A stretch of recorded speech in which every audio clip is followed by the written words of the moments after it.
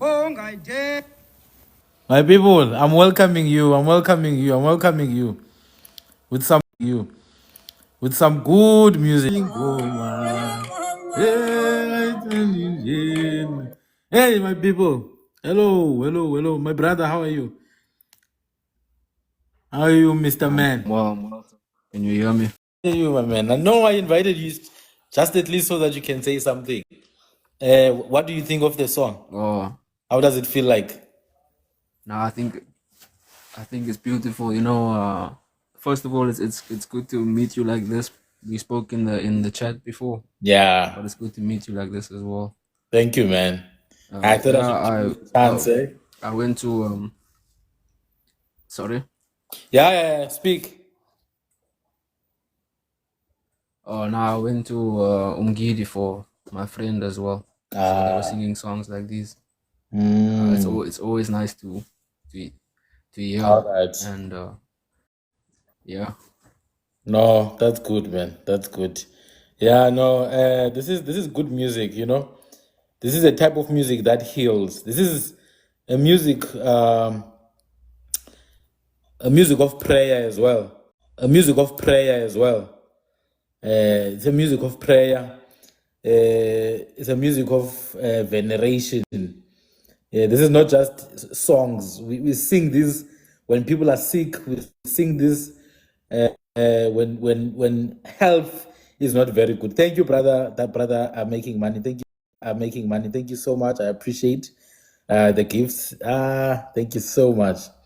So I like to play these songs. You know, I like to play these songs because there's a sense of anemoia they invoke within me. Thank you, within me. Thank you, Brother Ramutev. Brother Ramutev. There's a sense of anemoia that they awaken inside of me. It's not even a sense of nostalgia. No, no, no, no. Because nostalgia would suggest that I have been to a place before. But anemoia, it's a feeling where I miss a place I've never been before. So when I listen to this kind of music, it speaks to a part of me that perhaps has long lost contact with some of us. Because of our history, we've lost contact with some parts of who we are. But it's good that we still have the privilege to access this kind of music. So yeah, my brother. Brother man, if you do have any questions, feel free. I'm just gonna go on a Q&A basis for maybe 30 minutes, and then after that, I'm gonna start. I wanna talk about Kwe today. I want to focus on the Kwe side of things. Kwe, Xhosa, Zulu, Sotho, doesn't matter, but my focus for today is gonna be on the Kwe side of things. But we've had some conversations via inbox. Do you want maybe to ask some of those things here? Kamagu Yanga in the comments. Now, from my side, like you remember, we met when I sent you those in questions because I saw your videos and I thought you were very informative and very knowledgeable. So I respect you a lot for that, the way you know all these things and the passion you have for it. So I asked you about the Kwe from the Hottentots Hollands Mountains because I know for a fact that my family, I'm a descendant of some of those people via Yeah. my grandmother. So you explained to me because I never got a chance to ask my grandmother before she passed away about like that part of our family. I guess maybe at that young age I wasn't so interested, but then as I got older and wiser, I realized it's very important to know those things. So you explained to me about the Ainikwa people or Kokwa people, and you explained about how some of those people you can also find their lineage in Amangosini and Kaba Titiba Xioshe. You explained to me in the Xhosa people. So I was very interested, and then I actually met some people who are from those who have those clan names. I was asking them lots of questions, and they said that you should tell me if I'm right or confirm if this is true. But they said that these people are mostly found in the mountainous regions close to Lesotho, so like Lady Freya, Steak. I was thinking I should make a way to get out there and see what it's like out there. All right. All right. No, my brother, that's good. Kamago Amandla. No, that's good. Amandla. No, that's good. Yeah, remember we spoke. I did touch on some of the, so not be from those people. You see, my cheeks are not narrow. We also spoke about the Ainukwa people or Ainukwa. And then the Ainukwa had a very strong relationship with the people from the eastern side of the country. In fact, I remember you had asked me about Xhosa Press diaries in a collection of records from the Cape Colony called Precis Archives of the Colony. It's called Precis Archives of the Colony. Those Jan van Riebeeck archives are available in what do they call it? I forgot it, but I'm gonna check it now. Archive.org, yes, archive.org. You just look for archive.org online. You search the Precis Archive, PRECIS, Precis of the Cape Colony. It's like a couple of books, maybe 6-7 volumes. They have recordings from divided by years, maybe from let's say 1630 to 1678, and then 1679 to 1684, etc. Of a gaub called Sweswa, who at the end of the 1600s had passed on, and then his descendant Doka was the chief of that tribe. He had met with Jan van Riebeeck in many occasions, and he had mentioned a group of people from further into the country, and these people had access to minerals, had massive amounts of sheep and cows. Hello. You understand that? So Jan van Riebeeck had gotten this report from the Kainukwa peoples. But for me, that's not even the most interesting part. Ne? For me, the most interesting part is when Auchumao himself confirms this. When Jan van Riebeeck is asking him, do you know these people who have cows, who have long hair, who have like gold and these other things? Because Jan van Riebeeck showed Auchumao and Soeswa of the Kainukwa, he showed them the ring, right? They had rings, Agir, these Christians. Like, this is what we're talking about. Are you sure these people have this? And the Kainukwa chief was like, yeah, they have it. So I think this was the start of the European obsession with minerals here. I mean, they already wanted the minerals, right? But the confirmation that we had minerals, the confirmation that there were groups who were already doing mining here, all the way from the days of Mapungubwe. Even before that, I mean, there's evidence that mining was happening even way before that. But I think for Jan van Riebeeck, the confirmation that, mining was happening heavily in this country, there was gold, there was silver, there was bronze, there was brass. I mean, we have names, we have native names for these things, brass, iqina, bronze, ubedu or tusi, iron, insimbi, the ore from which these metals come out of, isinyiti, gold, ibenga or ibenga, and all these different types. We even have names for the fireplace where you smelt the iron. It's called isidlangalala. To this day, when people want you to speak in the open, they'll say teta isdlangalale, like speak in the open, which means in the fireplace.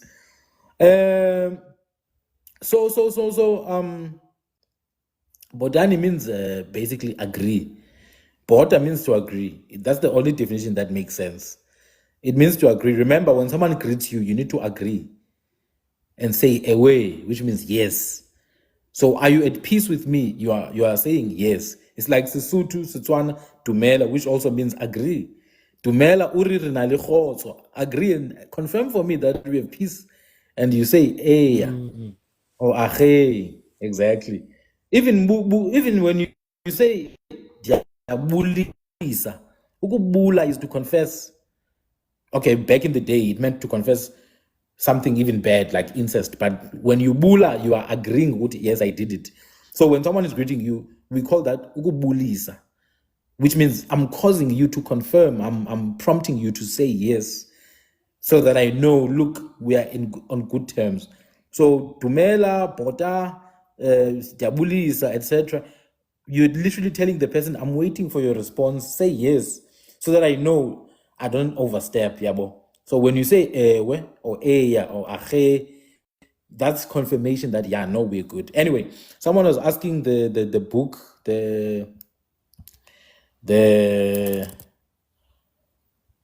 it's called the Presses of the Archives of the Cape of Good Hope. Presses of the Archives of the Cape of Good Hope. You will find on archive.org, you'll find all of them. You download, and then once you've downloaded, you search, you use Control F, you just search the Auchumao, or you search Sweswa, or you search Doka, or you search Krotoa. Krotoa is the Auchumao's niece. These are the people who talk about the groups in the east of the country, with Jan van Riebeeck confirming that, yeah, no, there are people there. In fact, both Auchumao and Krotoa confirmed that they know these people. They've seen them in places like Worcester today. So sometimes it boggles my mind when immigrants like Helen Zille have the unmitigated temerity to call the natives of this land immigrants, economic migrants in their own country, after they've stolen all the resources. It just boggles my mind. Like, they can't be normal people to say such things. Oh no, economic migrants. No. The first 30 years of the occupation of Cape, which they call Cape Town today, the first 30 years marked a 70% fleeing from Cape Town. 70% of the population disappeared within 30 years. And they want to talk about immigrants. They literally pushed people out of Cape Town in the 1650s. 70% of the population had to choose to be slaves, to die, or to run away. They ran away. Most of them went to Namibia, Northern Cape, Eastern Cape, even Lesotho, KZN. You know, we still have Griqua people that side to this day. Mpumalanga, as far as Limpopo, man, people were running from the Cape Colony. There are place names.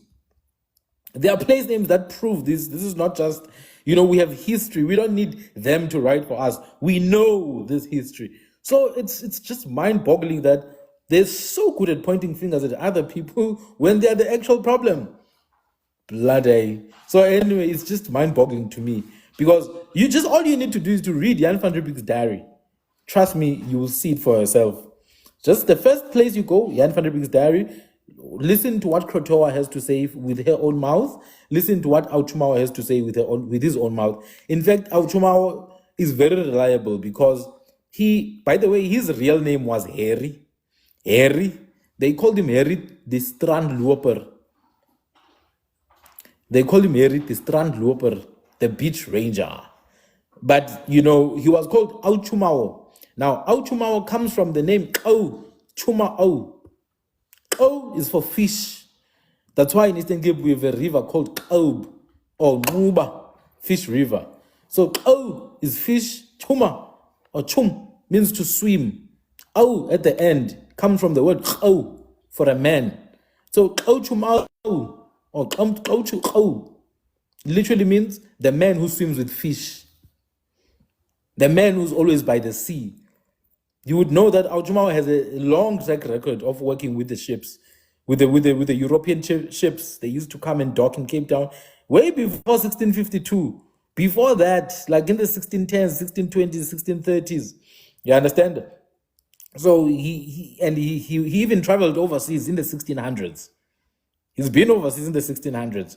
We know in the Eastern Cape, a lot of people traveled overseas in the early 1800s, late 1700s. Auchumao, by the 1600s, he had already traveled overseas. He's also one of the first known prisoners of Robben Island. He's the one when the Khainukwa was saying that the people from the east, the Kobona or Kobona, when the Kainukwa chief Sweso was saying, those people are the lord of all the Western Cape, Auchuma was like, no, we have an old man here. We have an old man, people from the east can't be our kings. So you can see that Aichumao, the Kainukwa, already had their allegiance to the people of the east. In fact, one of the high-ranking officials in Kainukwa, in the Kainukwa society, had married a woman from the Eastern Cape way before 1652. I just forgot the name. I'll look for it and then I'll find it. I'll look for it and then I'll find it. So this is not stuff that's that's not there. This is stuff. The history is there. It's there. It's. You can go and corroborate. You can go and confirm it. We don't need to take it from me, but I'm just gonna point you to the right direction. So I liked my brother. I liked that conversation we had about the presence of not just Xhosa as we know them today, but generally Eastern Cape communities. That's the word I prefer to use. Because in the 1650s, some of those communities were not yet Xhosa. You understand? Some of those communities went by individual identities. Even within the so-called Xhosa group, the Mdange people were Mdange. The Gwali people were Gwali. You understand? So you would not have like this massive group called Xhosa. No, people were generally independent. But there's absolutely written evidence that people from Eastern Cape were already in Cape Town before the 1652. There's no doubt about it. Jan van der Beek had it with his own ears. It's there in his diary. So I don't understand when people act as if people from the Eastern Cape being Cape Town is a new thing. Now I understand the whole thing about economy and jobs and all that, but come on, man. Come on. People from the Eastern Cape are not even taking jobs. We know who's working in Cape Town. It's usually people who don't have documentation and people who are going to be paid little anyway. And we know who's taking up all the properties all along the Atlantic seaboard. Sea Point, Muli Point, Louwburg Strand, Big Bay, and it's not South African. It's usually Europeans, Middle Easterners, and rich immigrants. So it's just, it's just that whole divide and conquer nonsense where they want to point at someone else whilst pushing the blame away from themselves, knowing very well that they are the problem. Thank you, brother Anele. Thank you, Kamela. Thank you, Mqina. Thank you, my brother. I appreciate it. So I thought, my brother, maybe I could start with that today. I just remembered. But yeah, also another record. There's a book called The Record by Moody. Another book called The Record by Moody. In 1686, Dumela. In 1686, you have Isaac Schrijver. Isaac Schrijver is sent to go to the Eastern Cape and find these tribes who are said to have gold. Do you understand that Jan van der Beek never gave up on finding that gold? He never found it, but he never gave up. And this is going to explain the whole obsession with going to the east until they reached the Witwatersrand basin, the Witwatersrand area where they found the gold. But the gold was everywhere. The gold was not just in Gauteng. There was gold in other areas as well. There's evidence of gold mining way before. So the other book is The Record. It's by Moody. Just say The Record, Moody, PDF. It's there on archive.org. It details a long journey from the Cape Colony in 1686 to the Eastern Cape in a place that was occupied by the ancestors of the modern day. That's one. That's the correct spelling. Moody, I-E. The Record by Moody. There was an ensign, which means someone who's been delegated to do some work. Ensign Isaac Schrijver. He's sent by the governor of the Cape in the 1680s to go to the Eastern Cape.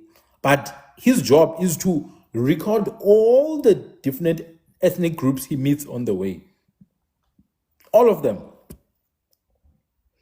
He tells us about the Kainuqua, which the Kainuqua occupied the Overberg area, areas like Grabo today, Bod River, Swellendam, between Rafir Sonnerend and Briere Rafir. We know that Kainuqua stayed there. And by the way, the names Rafir Sonnerend and Briere Rafir are not even the real names of those places.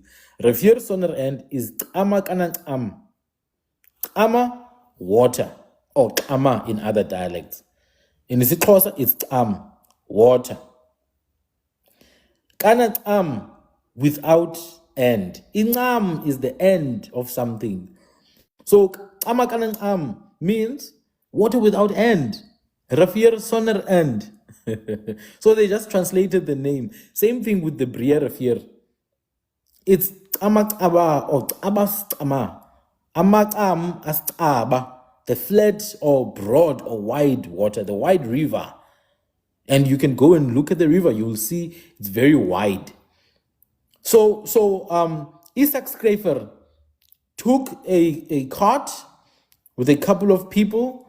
They embarked on a journey from Cape Town to the Eastern Cape in the 1600s. No car. They go, they meet Kainuqua, they meet Kurikhuriqua, they meet, okay, I'm going to mention a few. They meet the Otiniqua. If you go to George, anyone who's familiar with George will know the Otiniqua Mountain. Yeah, Otiniqua. It's Otiniqua. O is honey. Teni means to carry. Kwa are the people.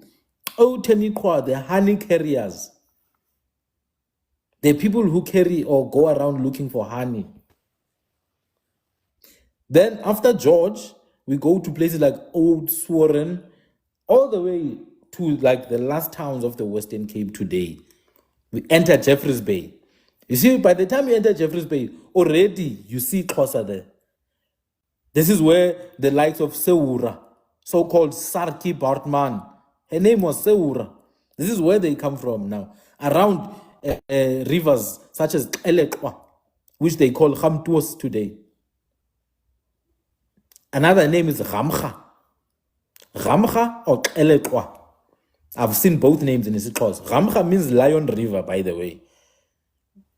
Elekwa, I think it has called there's a place called New Hamka. Yes. New Hamka. So Hamka means lion. So it's lion. Yes, exactly. That's what it means. Exactly. So Ham means lion.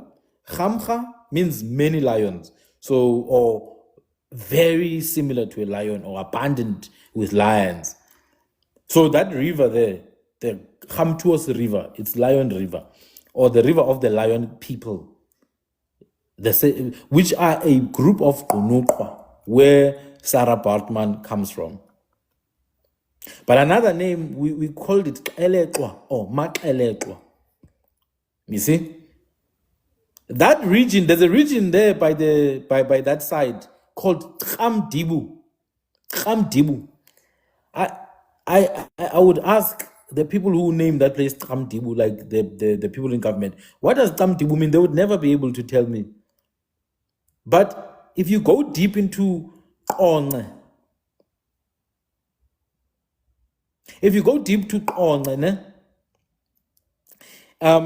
there's a village there called Amdobowa. You can go and check these things, guys. I have no doubt in what I'm talking about. Go and check Amdibu in the Sarapartman region, and then go to Konga, check Amdobowa. It's the same name. Amdibu, Amdobowa. It means the green hole or the green ravine. Umpolompo oluhlaza, umngxunya oluhlaza. Means green. It's probably a valley, deep green valley. In fact, in Konga, when you look at the village called Kamdobowa, and look just next to the village, you can see there's a deep hole there, very deep depression in the land, and it's green.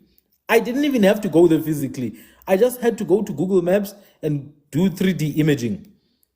Or you can even go to Google Earth, do 3D imaging, just travel there, you will see. There's a deep depression there, which makes sense based on the name of the village. Qam Dobawa, Qam green, Dobawa a hole, Idiba. So Qam Dibu and Qam Dobawa are the same name, two different regions but same name. Same thing with Gqeberha and Ibicha. Gqeberha is in what we used to call Port Elizabeth. Ibicha is in Qonce. Same name. What does it mean? Abundant type-of trees. Abundant type-of trees. Gqeberha means abundant type-of trees. In fact, in isiZulu, the tree called Gqebe, in isiZulu, it's called umhlakoti. Umhlakoti. I just forget the English name. I'm sorry, but I forget the English name. That's why I just call it Taibosh. Qebicha and Gqeberha. By the way, by the time good evening, Nondwais. By the time Isaac Schreifer gets to what is called Emnyameni today, he meets a king there, a Gauchaub. Gauchaub. You may ask yourself, what is a Gauchaub? Hey, Gauchaub is literally what the Xhosa people called Gocha. It's an old name that means great chief. Do you understand? Gauchaub.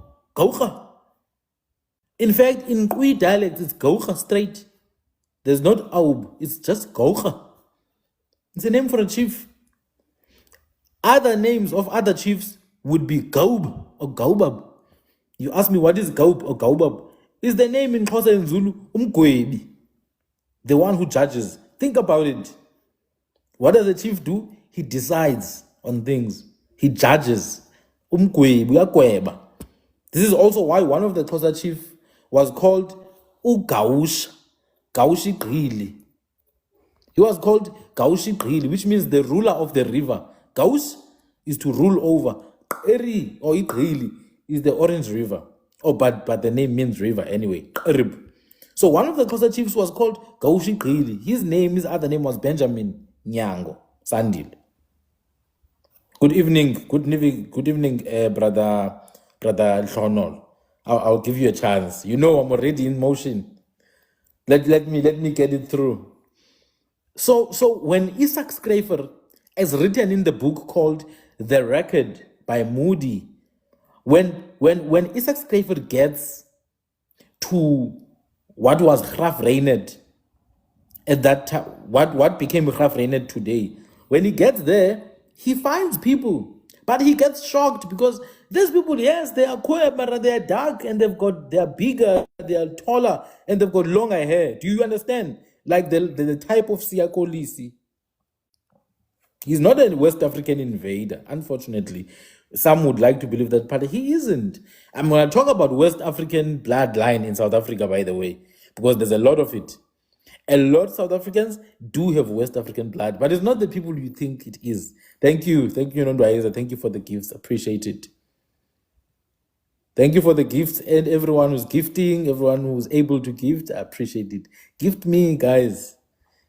You see, when you gift me, you make me host more. I love it. Thank you, guys. So Siyakolisi is a good example because a lot of people know him. Ne?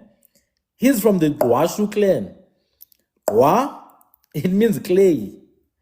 And Shu means a pot. Gwashu, it's clay pot people. The potters. The potters of the kingdom. Another person who's famous who came from the same clan was Mama Miriam Makeba. She likes to say her clan name, Ungumam Gwashu. But she goes further and say, Imva baiketile, umnqayile inqindi, umchochuse belvel. Why? What does those mean?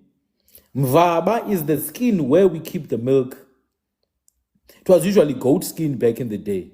where we keep the milk to make amasi. But Mama Miriam Makeba says her version of imvaba is the kettle. Her version of umnqayi is a stick that you carry, when you're going to go on a journey. She says, which means their stick has been substituted with a fist. Umchocho se Belleville. So umchocho is a party or a gathering of boys. Theirs is hosted in Belleville, which means it's hosted in areas with Western culture.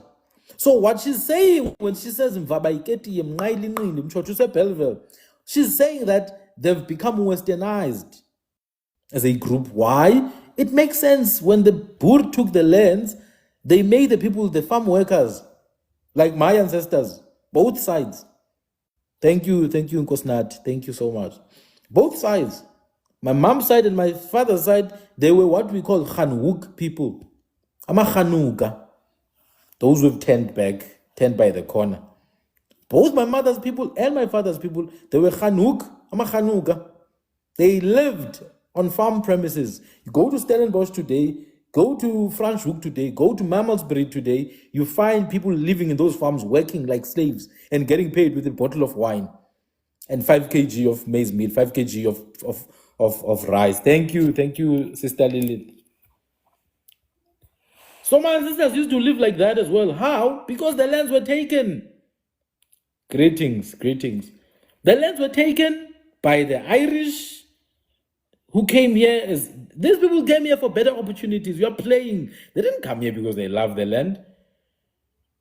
Tell me why the forests of my ancestors are called Lushington today. Why the lands of my ancestors are called Hawksback today. Why some lands of my forefathers are called Fort Beaufort and Berlin and Herzog. Herzog. What is Herzog? Tell me why. So they came here because they needed to come here. Remember, these people were poor, not low-level Europeans under the persecution of Catholics who were highly classist. They came here under the promises that, guys, you're going to get everything, and they did, shame. They got everything. Just drive your car around the country, you'll see. You'll never see if you stay in one place, but drive around. You will see. You will cry real tears. Anyway, go back to Isaac Schrefer. In the book called The Record by Moody, Isaac Schrefer travels from Cape Town in the 1680s. He goes to Eastern Cape in the 1680s with the hope of meeting the people who are said to be there, to be rich in cattle, to be rich in gold. He sees the cattle, all sorts of livestock. He sees the goats, he sees the sheep. He doesn't find the gold, but he sees the bronze. He sees the dacha. And by the way, the name dacha is an indigenous South African name. Dacha means the one that makes you drunk or that twists you up. In isiZulu, bati isidaka mizwa. Daka, aka dacha. Mizwa is your feelings, it's your state of being, your mind, your emotions, basically. So is it daka mizwa, the one that confuses feelings? It makes you high, by the way. But the word dacha is there in isiZulu. It's there. Mr. Limakar. The word dacha is there in Sisuthu, dawa, ukudakwa. Sometimes amampondo call it dacha. We absolutely grew dacha. It's an indigenous South African herb. It should be there in the coat of arms of one of the provinces, maybe Eastern Cape. Eastern Cape was massive on dacha. Massive. Even the way they smoked it. They used to smoke it through a hole and then you put water and the smoke was going to come through the water. It was a communal thing when it was being smoked. You didn't smoke it alone in some back walkie, some back room there at strange hours of the night. No, it was a communal thing. No. Dacha was definitely smoked. It was grown heavily to this day. To this day, it's still grown heavily. In places like Mpondoland, it's still grown heavily. It's an indigenous herb. In fact, there's other types of dacha. There's another one called wild dacha. Thank you, Brother Anel. Kamela. Nokuintla. Amagu. There's another type of dacha called wild dacha. In isiXhosa, it's called umfinga mfingane. Very good. We used to cook it with herbs, imifino. We used to eat it growing up. Some people call it the lion's paws. Another one, the lion's ears. It can make you a bit high, lightheaded. Can make you lightheaded.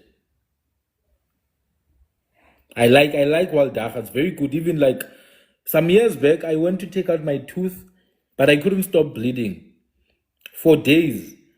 And I was starting to lose weight now. My mom notices, man, this child is bleeding forever. She told me we had a wild dagga plant backyard. Told me to get some leaves there. And then we boiled it. Within a minute, the blood stopped. It clots the blood. Very good. Very, very good, that thing. For cooking and for as a herb, you know. Even for fevers and stuff. So dagga is the word ukudaka. You know, like dakwa, stakwa, dakamizwa, dagga, dawa. Ntagise, when they smoke, yeah, dagga. So it was a massively important herb. Massively important herb. And it's true. Wild dagga is everywhere. So when Isaac Schrefer then in the 1680s arrived there in Grafreinet, he found a king there called the Gauchaub, which means Igorga, of a nation known as Inkwa Hase, or Hamkumkwa. Hamkumkwa means the people of the Lord. People of the Lord, or the people of the rich man, people of the king. Inkwa Hase. These are the people who are the ancestors of some of the celebrities or sports people in the Eastern Cape. I'm going to count Lucanyo Am. I'm going to count Siya Kolisi. I'm going to count Chris Hani. I'm going to count Miriam Makeba. All these people were part of that Kwe kingdom. All of them. When you look at Chris Hani, just know he's not a West African invader. I mean, we know there's no West African invader in South Africa. The people who push those narratives know it as well. They know. But I guess the monies they are being paid in secret are too nice to not sell themselves out for. Now they've stopped the whole thing of South Africans coming from West Africa. Now they are using native South Africans now to lie about native South Africans. They're busy saying, our people were Arabs before. They were Arabs. Bloody liars. Liars. Some of the people who say words like Bantu settler, look at them in the face. They look like your sister, some of them, like your aunt. There's one lady there. I'm not going to mention her name. I look at her fighting people. I'm like, this one should come to my family. She looks like my sisters, literally. Literally everything about her. It was because she has Afro hair. So I don't understand whether it's projection or self-hate. Just because you were separated from your people and then labeled some colonial label, it's not my problem. Go and connect with your people. Don't be angry at other people. Her name, her initials are B.A. Brr Ab. Busy lying about people. Some of them, they go and take some screenshots of cave paintings.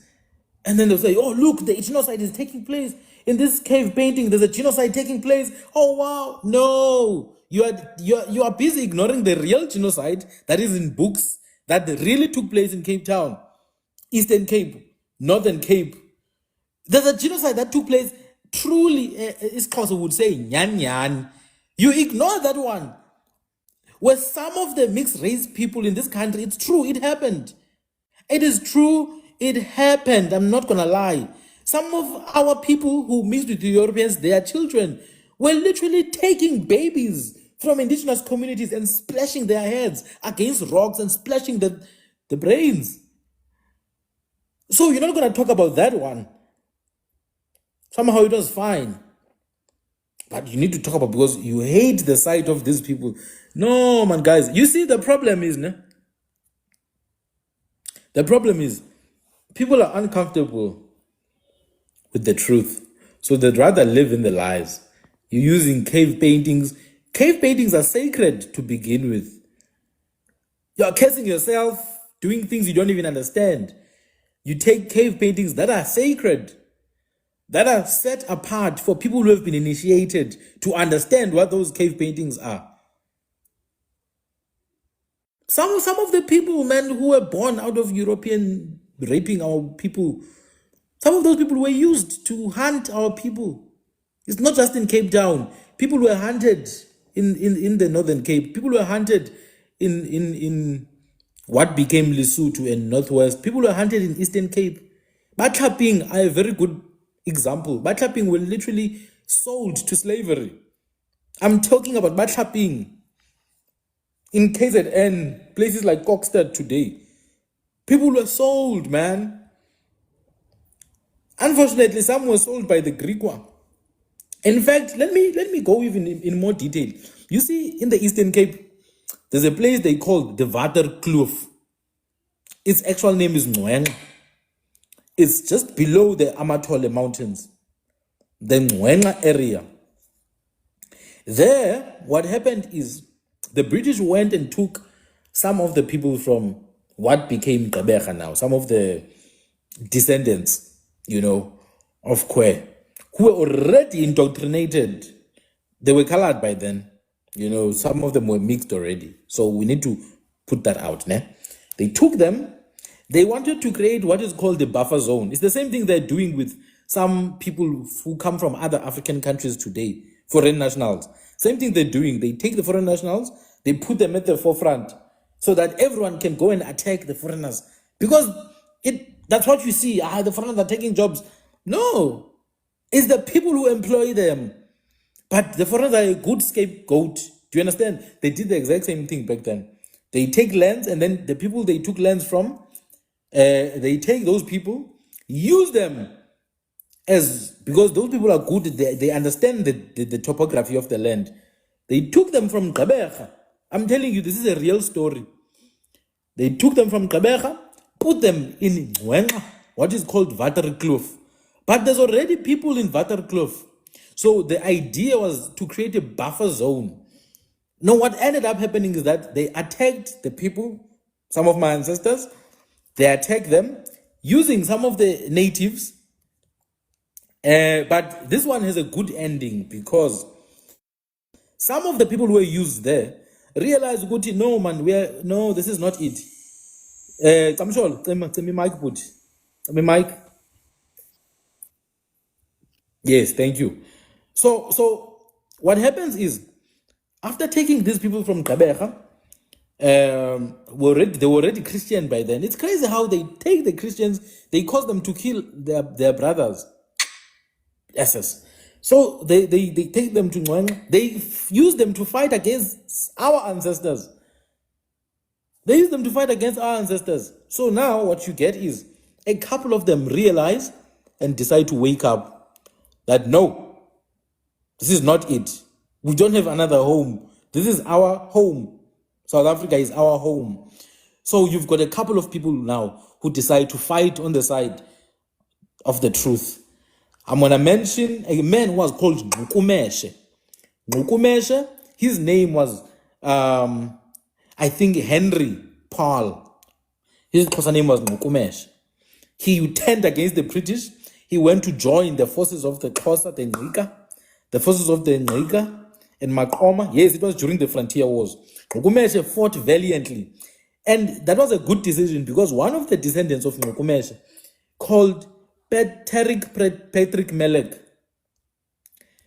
One of the descendants of Nkukumeshe is called Patrick Tarik Mellet. I don't know if you guys know him. He wrote the book, The Lie of 1652. He wrote that book. That's the gentleman whose forefather was used by the British to fight against, but turn against the British and fought alongside the Ngqika people. You understand? His name in isiXhosa was called Nkukumeshe. Nkukumeshe fought valiantly together with the Ngqika. Valiantly. His colonial name was Henry Paul. But another one who fought very valiantly there was a man called Willem Eidhalter. Willem Eidhalter. Obviously, these names are not real. These names they were given, so you must understand. So what ended up happening is that they fought against the British. They woke up and then they went back to mix with the Nika community.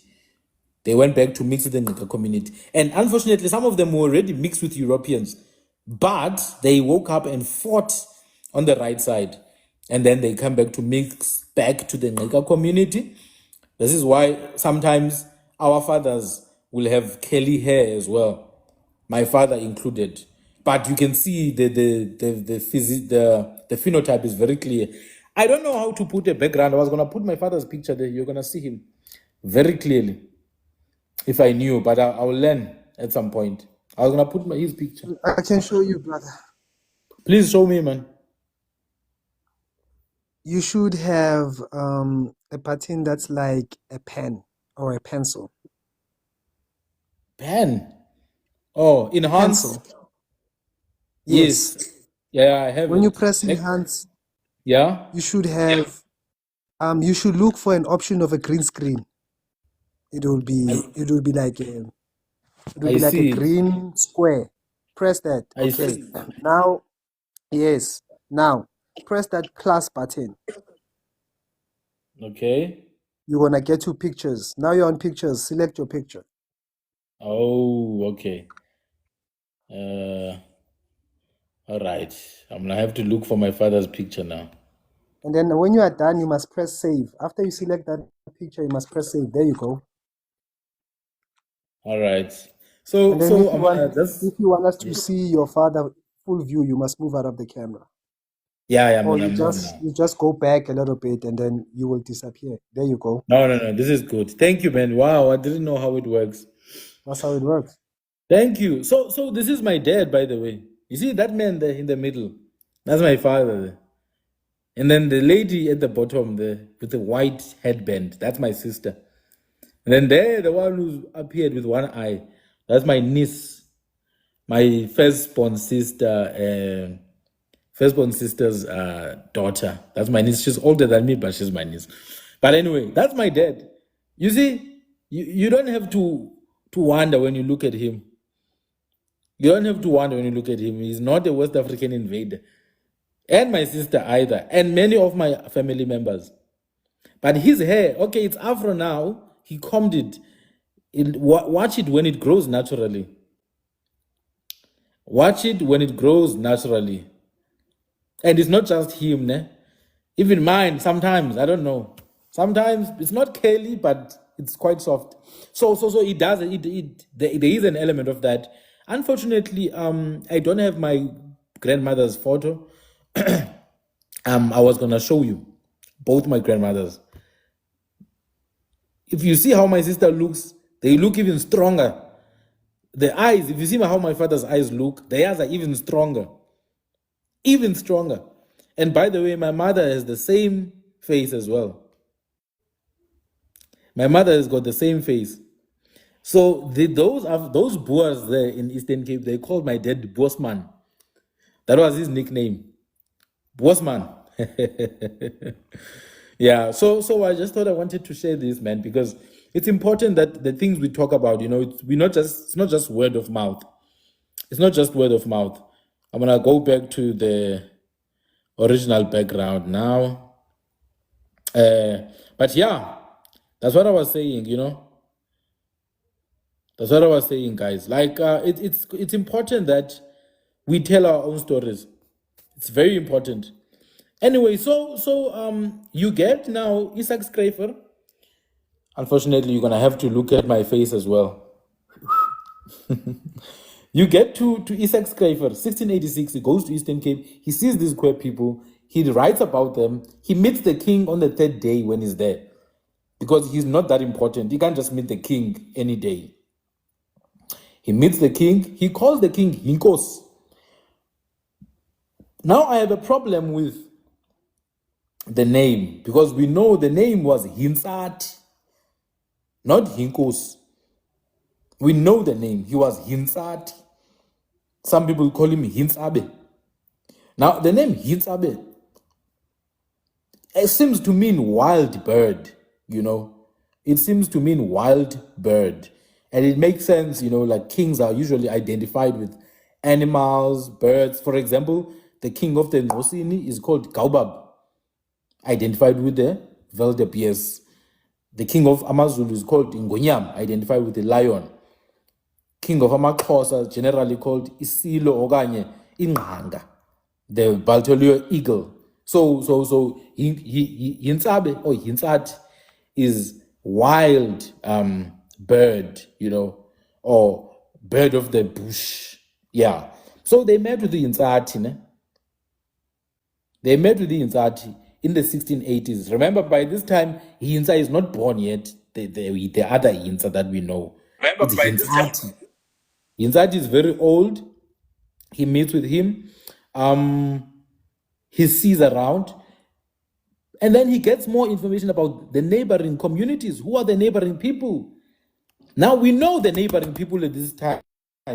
We know that the closest group to the Inkwa is a group known as Amagwali, the Gwali Xhosa people, and the Dange Xhosa people. These two groups are the closest thing to the Inkwa.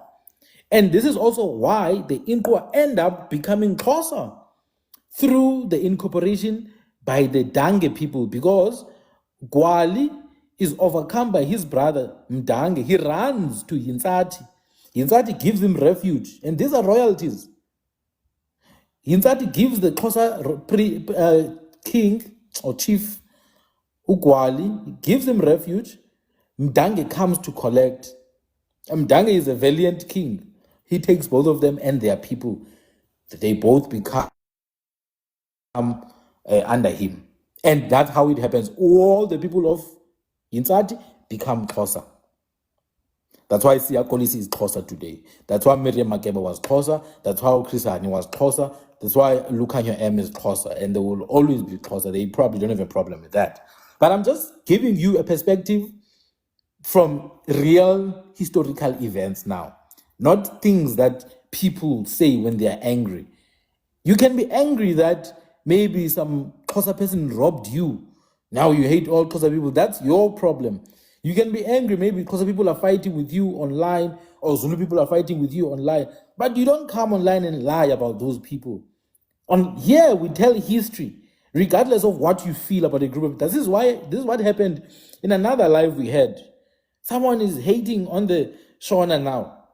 And I'm not getting involved in that. You can hate on the Shona all you want, but Oksala, you are related to them. And we just had to tell that guy that, no, you can hate the Shona people, Mara, you are also one of them. He's like, no, blah, blah, blah. And I get, man. I get, especially because he's Ndebele, I get it.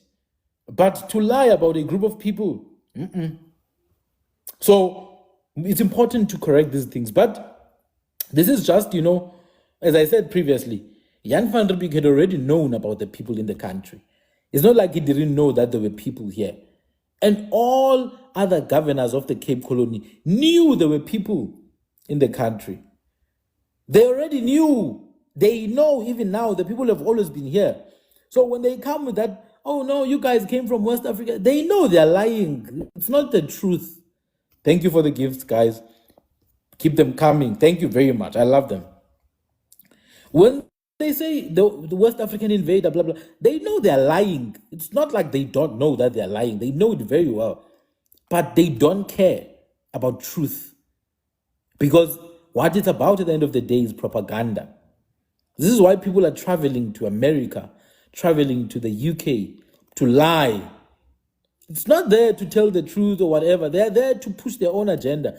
And the crazy thing, some of the people who are so strongly opinionated about these things are immigrants, like Rob Herzog. Herzog are immigrants. They're Jewish immigrants from Russia, like Helen Zille, Jewish immigrants from Germany. I said this yesterday.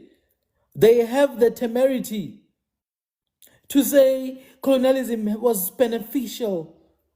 And I say I could just use the very same reasoning and say the age cost by the bearded man in that Germanic country was beneficial because VW came out of that. Adidas was heavily involved in that administration. IBM, the computer company, was heavily involved.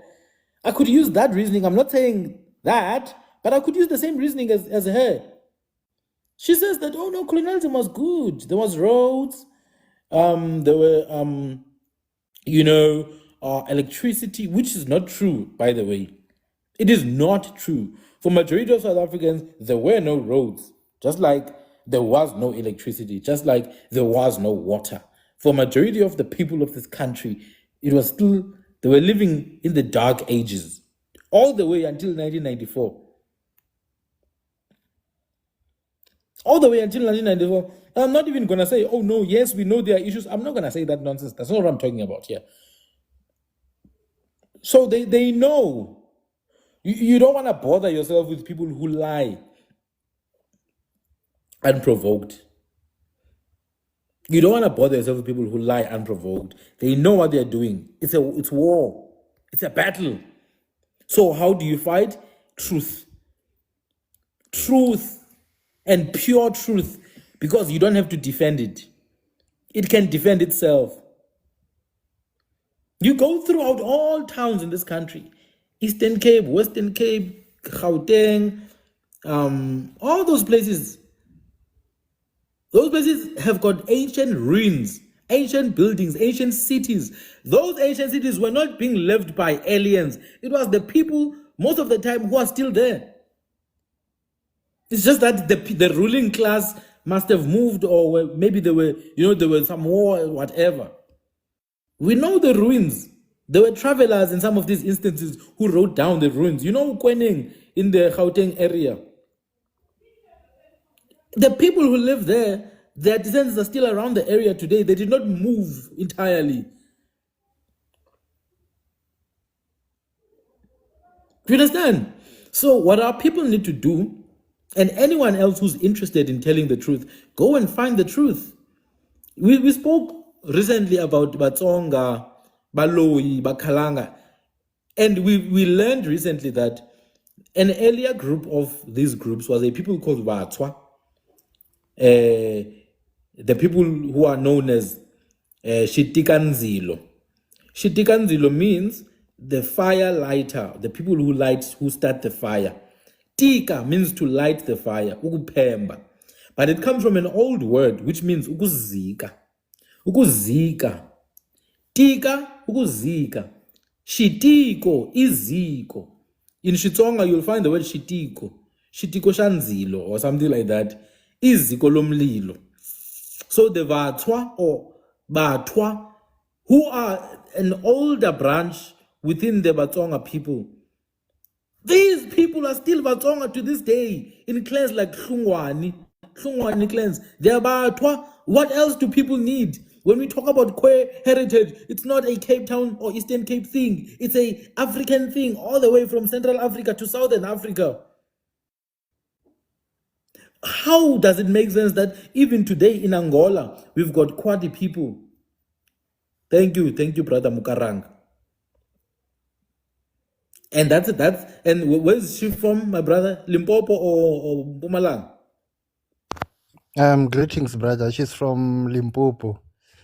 That's my mom's sister, Miss Hlungwani or Hlungwani, and Wow. younger brother Shitiko. So yeah, he's named after that historic event, Ukuzika Umlilo or Shitiko Shanzilo. Yeah. Wow, that's amazing, man. I like it, especially when you talk about places like Limpopo, because people have this narrative that they're pushing about those regions. You understand? It's hard to lie about Eastern Cape or Northern Cape. It's visible. It's very hard to lie about those people. But people lie a lot about places like Limpopo. Yes, she's Mtwa. She's a Bushman descendant, this mama. Vatswa people, the clan is Hlungwani, which means the people of the roof or people of the house. You would know that we've got a lot of clans known as people of the house. Even in Mama Katrina Esau, she's part of the house people, who are also known as Mung. Mung means a house. Hlungwa. Mung. Mung or Mungkwa. In Eastern Cape, we call them Amangqongo. We call them Amangqongo in Eastern Cape, the house people. So then Isaac Schreifer ends up arriving at the kraal of Yinkos, whom he called Yinkos, which we know is Yinsati. He describes the physical appearance of the people. He describes how built they are, how well built they are. And you would understand why some of these Khoi descendants are big on rugby and cricket and soccer. These people are runners. They are long distance runners. And Southern Africans generally, we are a people who run. It's crazy, man, how people are going to call South Africans, West Africans. There was the Africa Cup of Nations. No? I remember Bafana were playing in, I think, one of these East African countries, Tanzania, I think so. Do you know when they arrived there and then there was a TikTok video that was made of them getting off the bus? Do you understand the jokes that were being said there in the comment section? The gods must be crazy. That's what they called us. The gods must be crazy. And I get it. I get it from their perspective. They looking at how short some of us are. They're looking at, the features. You've got some guys there in Bafana that have strong Southern African features. Extremely strong, undeniable. So I do get that. But it's just amazing to me that these African people can see this thing clearly. And the nice thing is that that group is mixed, so-called black and so-called colored. And they see these features throughout these two people. So other people can see what you are. You can't see what you are. This is why we also laugh sometimes when we hear these histories. When we hear these histories like about some of our people who claim to come from Congo. They'll be telling you, Amahlubi are from the Shubi. The Shubi were in Congo. I'm like, bro, you can't even go to the 1600s to find who was your ancestor in the 1600s. You think you can tell me about Amahlubi when they were in Congo? You can't find out where your ancestors were in 1600. Maybe you should focus on that. Seriously, most South African people can't even go as far as 1800 in tracing their lineage. And they want to tell you, oh no, we came from a river in the Blue Nile Valley. No, you are lying. You don't know where you come from. You do not know. I can promise you, we've done the research. There is not a single South African community right now that exists that came from somewhere else. Not even one. Even the Kalanga, the ones that exist here in South Africa, were formed here, they were forged here. Look at how we know so well who came later. Look at how we know so well who came later. We even know the dates, we know the names, we know the surnames. These other false histories. Oh no, we came from Central Africa. Which year? Which year, Konje? Who was the leader? Who was the leader, Konje? It's a lie. It's a lie. Let's stop lying, guys. I'm one of them, hence I keep quiet and learn. Yeah, please, we've had enough now with that history of the missionaries. They say Hlubi is Luba tribe. Hi guys, man, these people are playing with us. They stole the identity of Luba and changed the name to Hlubi. My shock when I heard that Amamfene are Tutsi people. Guys, this is not good, man. This is not good. Maybe TikTok needs to change the rules. Why are people doing this? And we are the only group that's doing this nonsense. We are literally the only group that's doing this. I've been watching. People in Kenya don't do these things. People in Nigeria, okay, some of them, they'll be telling you that they're from Asia. Hey, Kwabonanje, even them. I think sometimes when the economy is Dear Makar, even here it becomes Dear Makar because this doesn't make sense. No, this is not normal, guys. Why are people lying? You can't trace your great-great-great-great-grandfather. You can't tell me who they were and where they were, but you can tell me what happened 4,000 years ago. Scammer. Scammer. So no, man, we are not from those nonsensical places. I know where I'm from, and I'm gonna talk about my people just now. So that was one of the first big trips that came from the Cape Colony. I mentioned two books, Presses of the Archives of the Cape of Good Hope. It's a series of books, Presses of the Archives of the Cape of Good Hope. It's about maybe 6 or 7 books. I have all of them. Those books contain the diary entries of the likes of Jan van Riebeeck. Those books will tell you everything. I'm not saying those books are Bible truth, but I'm saying there's certain events that are corroborated by some of the records there and oral history.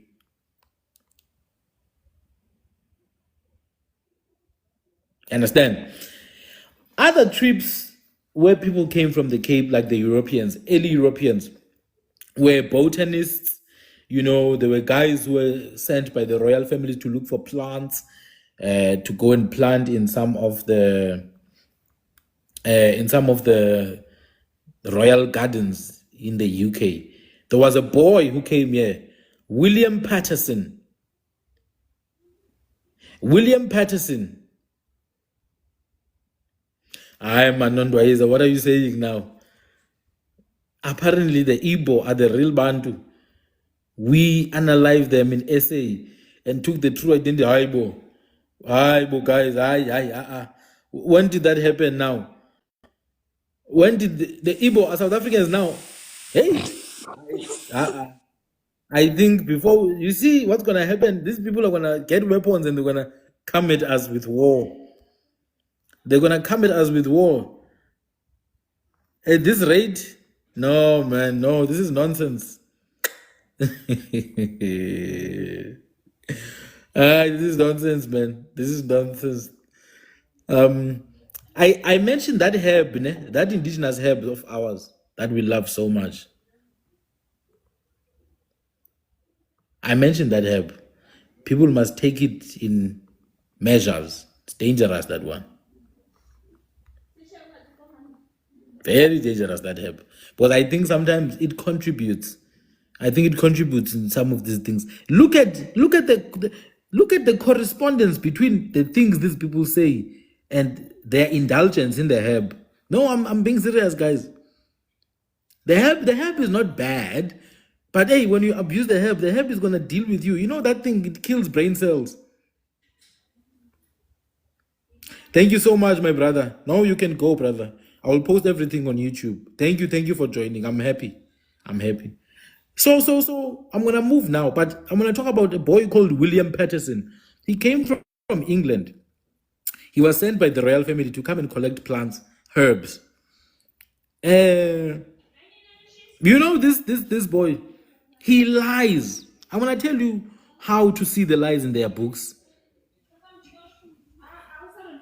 This boy, he lies, and then he says, when he got to Eastern Cape, in a place called Gwalana, which is a river, Mgwalana. When he gets there, there's another river called Bicha Ama. He calls it by its full name. Bicha Ama, which means the milky water, by the way. Bisi is milk. Bicha, like milk. Ama, amans, water. So Bicha Ama, milk like river. So this boy, William Patterson, gets there. He meets the Xhosa king at that time called Kauta. Ukauta, literally. Ukauta. This boy lies and says, Kauta begged him to stay. This boy is like 20 years old at this time. Some boy from Europe, 20 years of age. The king begged him to stay. Oh, don't leave us, stay. He says, he told the king, oh no, I can't stay that long. I'm going to stay just for a few days. Oh, come on, man.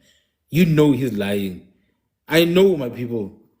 They're not like that. My people are big on hierarchy, respect. We were raised, you couldn't even eat from your father's bowl. You couldn't even touch your father's spoon. And some strange boy from Europe in the 1700s comes here and the king begs him to stay. No, man. We're not idiots here. We know what's up. So they lie a lot in these books as well. You need to be careful of those things. They seek praise for themselves. Anyway, William Patterson, the main thing about his story is that he mentions location. He mentions that in the 1700s, the Xhosa king was in a place called Gwalana, near a river called Bicha. So this shows you how the Xhosa were pushed to the Transkei. And now people have the audacity to say, oh no, Xhosa, your Bantustan is the Transkei. No, it's not the Transkei. Thank you for the gifts and everyone. So we need to be careful of these things. So I thought maybe I could talk about that. But also, within the Xhosa themselves, yabo, a lot of the Xhosa people don't know the names of their ancestors, what they mean, which shows you they lost a significant portion of their language. The Xhosa will tell you about Gcina and Kamela. They will tell you about Togu and Chawe and Icha and Kankolo. And then I ask, okay, what is Togu, my brother? Like, I don't mind about those things. You don't know that Togu is a hippo, a hippopotamus. A hippopotamus. Not a rhinoceros. Rhinoceros. Not that one. A hippo. That is Togu. And then we have Ngonde. Ngonde is the stars of the Pleiades. It's Limela. That is Ngonde. So even the names of all the Xhosa ancestors, you can only find them in Kwe languages. There's something that people need to find out about themselves. And it's not just Xhosa. You go to isiZulu, Kwabe, Neshe, Ele. People don't know these names. Nwabe, Eko. My great-grandmother's name is Lumbuse. We don't know what it means. That one I know what it means. It means Usoma Lumbu. Someone who's great at making magic. Soma Lumbu. Lumbuse. Yabon. Someone who's good at Ulumba. So maybe someone who was a Sangoma would be given such a name. Someone was a Sangoma. Someone asked, was Nongqawuse bad according to me? Nongqawuse. Firstly, Nongqawuse comes from my clan. Kumamfene Nongqawuse. She's the daughter of Umhlakaza. Nongqawuse, many people tell the story of Nongqawuse as if it was a standalone story. At the time when Nongqawuse was saying these things, there were many other people. There was an entire movement that was funded at that time, like it's happening right now in this podcast in South Africa. Right now, what's happening in South Africa, you go watch any podcast, people are talking about Bantu this, oh, we the Bantus, oh, we the Bantus, oh, no, we are not the Bantus, oh, we are this. It's the same thing that was happening that time, in the time of Nongqawuse. I'm giving context. I'm going to get to the story. There were many people who were suddenly prophets. Yeah, one. The thing with Nongqawuse is that her father, the father of Nongqawuse, was a proper Gqirha. He was an actual healer. Umhlakaza. But now, suddenly at this time, there's a huge, rise in prophets. Yeah, my brother. I know Nqeshe of Kwamhlongo. People don't know these names. I'm mentioning them on purpose. Nqeshe, Nwabe, Kwabe, Ele, Akwe, Chongo. Hey, but we'll get back to that. So Nongqawuse rises at a time where many other similar incidents are happening in other places where there's prophets all of a sudden. Almost like there's a wave of influence coming from somewhere. Right? Now, there's also another problem now. Cows are dying. There's an actual cow disease that's happening. An actual disease. You can go and search for it. You'll find out. So some cows need to be killed. Now what ends up happening is, the issue of Nongqawuse is that nobody can confirm these incidents. It is said that people were called over to Mhlakaza's house, Nongqawuse's father. People were called over to Mhlakaza's house to hear for themselves. Our people are not delusional. They're not just going to believe something that a child says. Nongqawuse was like 16 or something. And then her friend, Nonkosi, which is my sister's name, by the way, Her friend Unonkosi was younger. So she was a teenager. People who went to the house, men were sent to the house. Men from different nations were sent to understand, what is this child saying? Now remember, when Nongqawuse stays, she stays next to a river called Xarha. It's not far from the sea. So mist, there's always mist in that place. Anyone who stays from next to the sea knows that it gets misty sometimes at sunset and in the morning. So that's what happens with Nongqawuse. There's a lot of things that we must put into context. It's a movement that is happening all over. She lives next to the sea where there's a mist, and she's young. So people go to her home. But these people are not allowed to meet Nongqawuse all of a sudden. A lot of the people who went to Nongqawuse's home never even met and spoke to Nongqawuse directly. Thank you, Butsipo. They actually never met Nongqawuse to speak to her. She would send messages. You understand? She would send messages and people would hear those messages. So Nongqawuse said she met people who came out of the sea and told her, that's what we are told her that people must kill all their cows and stop planting. And then the dead are going to arise and push white people back to the sea.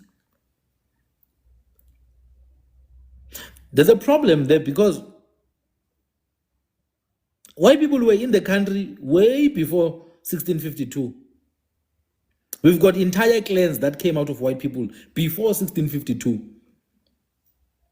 Abelungu, the Portuguese who were shipwrecked along the Wild Coast, they were shipwrecked in the 1500s. So this idea that Nongqawuse in the 1800s was saying that the white people will be chased back is the same as another prophecy which says there's going to be a white race that's going to come. No, they were already here, Baba, white people. They were already here.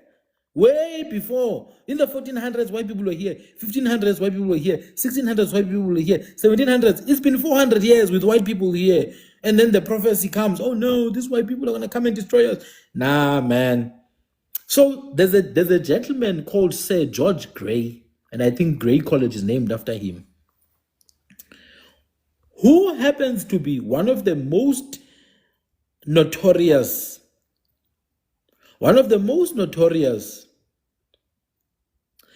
British colonizers who gets sent around in all the countries, including Native Aboriginal Australians. His specialty is manipulating the cultures. He deals with the indigenous cultures very well. And somehow he was here at that time. And it has been said many, many times that he was behind a lot of the narrative about Nongqawuse. It was said that Sir George Grey is the one who was behind the narrative of Nongqawuse. All I'm saying is that, knowing how stubborn men in our culture are, I just feel like it was going to be a bit difficult to believe a 16-year-old whom they couldn't even talk to directly, whom they didn't even see many times.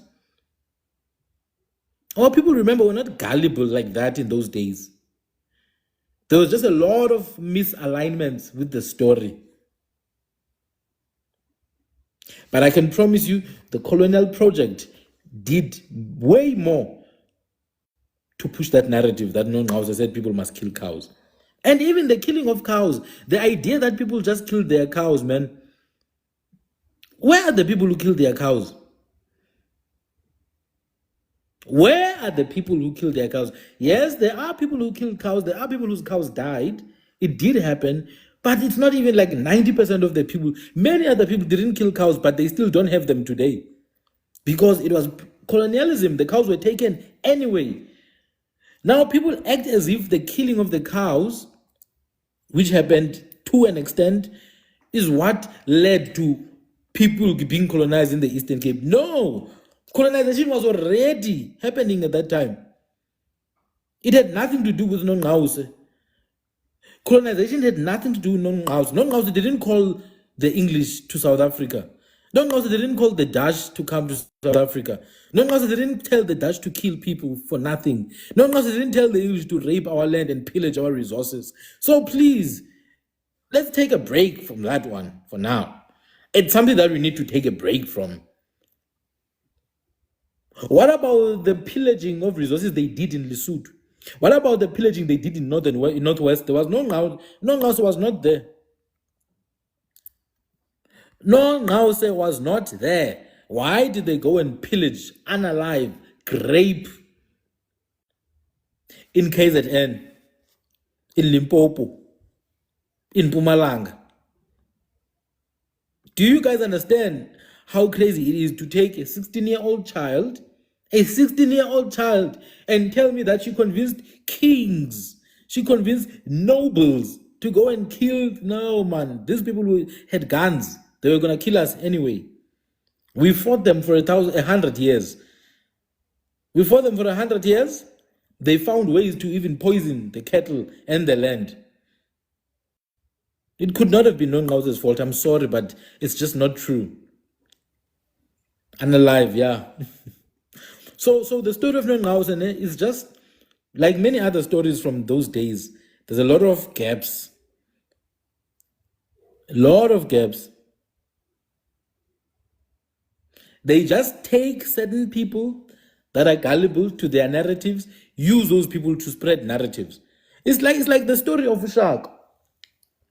It's like the story of Ushaka. These people position themselves as having been close to Shaka, being friends of Shaka, Shaka going around killing people. Mara Shaka didn't go to even some of these places that they say Shaka went to. He didn't necessarily go, and I'm not saying Shaka was this angel, blah, blah, blah. No, we know Shaka's history. I'm just saying some of the things they say, thank you, brother Anil, Kamel. Some of the things they say, like, even that series, Shaka Zulu, they're there in the kraal, in the house with Ushaka, sitting down with Ushaka, around the fire, chilling there together.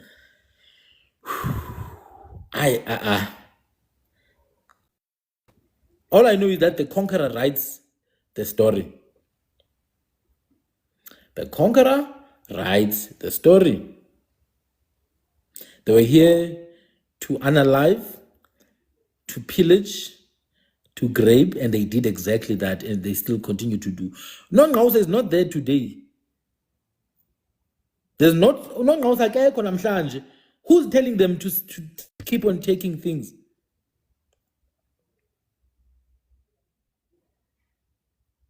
Who's telling them to take things today? Because there's no Nongqause. So I just think the whole thing of Nongqause is blown out of proportion, really. It was a 16-year-old child, guys. It was a teenager. There's no teenager who can convince an entire nation to kill their cattle. Do you know how important cattle were to us? Without cattle, you couldn't even marry. Without cattle, you couldn't even do certain traditions. And then you're telling me that some 16-year-old child is going to convince you to kill all your cattle, which your ancestors spent thousands of years gathering. Even if they did mute to Nongqause, she was 16, she had no agency. She was a 16-year-old. That's the first thing we must understand. That is a child. Guys, that is a child. I'm just like hesitant to believe that kings like Sandile would go and kill their cows because some child told them, and we ignore the fact that there was cow diseases. Ay, suka. I don't play by that. And not all the cows were killed. That's another thing. Many places, no cows were killed there. There are many places that did not kill cows. In fact, during that time, there were two groups. One group known as Amatamba, the soft ones. Another group known as Amagogoja, the ones who are disobedient, who don't believe.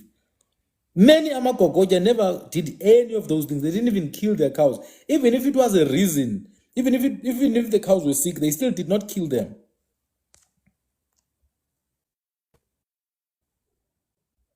They still did not kill them. You understand? So it's very important for us to understand that I'm telling you right now, there is no royal family that is going to be told by a 16-year-old child to kill their entire wealth and do it. Not even one. The royal families don't operate like that, Baba. They tell you what to do. You don't tell them. Now, the ones who did not kill their cows, why did they lose everything still? They just used Nongaos as a scapegoat. They still went on to continue unaliving. They still went on to continue graping. They still went on to continue, taking lands. They just lie about these things. Like how they lied about Ushaka in that movie, Shaka Zulu, where they're sitting with Ushaka around fire. What were they doing? They're brying meat. I man, these people, they think we are children, guys. Yeah, they're busy, they're chilling with Ushaka, and Shaka is speaking English, most there. In here, we eat fire. Hayi suka adlala ngathi aba man. Acamba singabantwana. We're not children here, guys. We're not children here. Chini. Ushaka ubhizi uyakhumusha pha. Ndiyibukele le nto le. Uyakhumusha ushaka. Who are you, young man? I'm like, oh, ebekhumusha kanti ushaka. Hayi wayekudlala ngathi aba bantu man, guys. They take us for nonsense. Anyway, it's important, my people, to understand their strategies. Yabon, it's very important. Storytelling is a big part of war. It's a massive part of war. Big. And this is what's happening right now. This is what's happening as we speak. Why do you think these people are traveling all the way to Europe and America to lie on big platforms? Patrick Bet David's podcast is massive. Millions of followers. Jordan Peterson, that guy who always gets angry when he's being asked questions in debates. He always gets angry, that one. He must stop eating meat only. He must eat some vegetables. He needs to regulate some things there inside of him. Something's not right. They're chilling down with those people. He was busy saying, all the black people are going to be unalived when the Boers go. I'm like, do you even know what you're talking about? Do you even know? So it's true. The first casualty of war is truth, and it's through propaganda. And they are full force now. I didn't want to be doing lives on TikTok. I could just chill. Even yesterday, I wasn't planning to do a live, but I was watching a video of some 1976 youth who ended up going to Tanzania because they were being tortured. I was like, I can't keep quiet. I have to continue talking about these things. So we have to continue. I'm going to give Brother Limakara, and then I'm going to give Kamsholo, and then I'm going to give Sbuda, and then Brother Mukaranga a chance before we move. Lihlohonolo Muren. Weso, Khotso. le kae? A re le teng Morena. Ra leboha. Hayi ba uyibekile, hayi. Angizawuthini ndiyaphawula ndibeka kakhulu ndizabe ke tla reng. Ke tla be ke ya lolololo so ntse o ibehile taba. You know, there's a lot of misalignment with our story, and it was done intentionally. It was done intentionally. So if we understand that the game of chess is a game that is played with forward thinking, they knew that this time was going to come, and you would understand the ferocity of the plan and how it was executed. You know, as you explain some of these things, you are even mentioning psychological warfare when you are speaking about the story of Unongqawuse. It's psychological warfare where someone comes, studies, and just sends false information, like it was done during the First and the Second World War. You know, it's called a Cold War, and it is part of warfare. You know, so when they push propaganda, it's part of warfare because it molds people's minds, which leads to controlling how people will react. You know, when people have a certain idea of certain people, they can act out of character because someone told them to do something like this and that. Yeah. So it's psychological warfare, you know? It's psychological warfare. And our people need to understand that it is still being implemented today. Media is one of them. It's psychological. They tell you something that is not true, you believe it, and you go with it. And then you end up hating people because of what you heard on media. Like what happened in the US. Perfect example, you know, where media plays a big role in actually conscientizing people, you know, making them see things in a particular way. Yeah. Yeah, so the Nongauze story goes that deep. People mustn't just think, people were just told to just no, like this is a cold war, as you said. It is a cold war. And Kunjalo. it evolves with time, these strategies and types of cold war. They evolve, you know. So yeah, our people should also study these stories with understanding and overseeing what is actually just being said. It's not just uh, people were told that animals need to be unalived. Die, guys. Go deep. Go to the roots of, like, how would our people believe that story? You know, and understand the circumstances of how a story was spread during those days and during those times. You know, so the people that had power to actually spread were the whitey people. They had newspapers, you know, they had print, so they would actually control what is being said and what goes out there. Yeah, bo? So yeah, our people should think that deep, because what is being written on paper doesn't necessarily mean it's true. You know, and sometimes our people take what's written on paper for truth, and they don't get to, like, search and find, okay, as they are saying that this story is true, is it really true?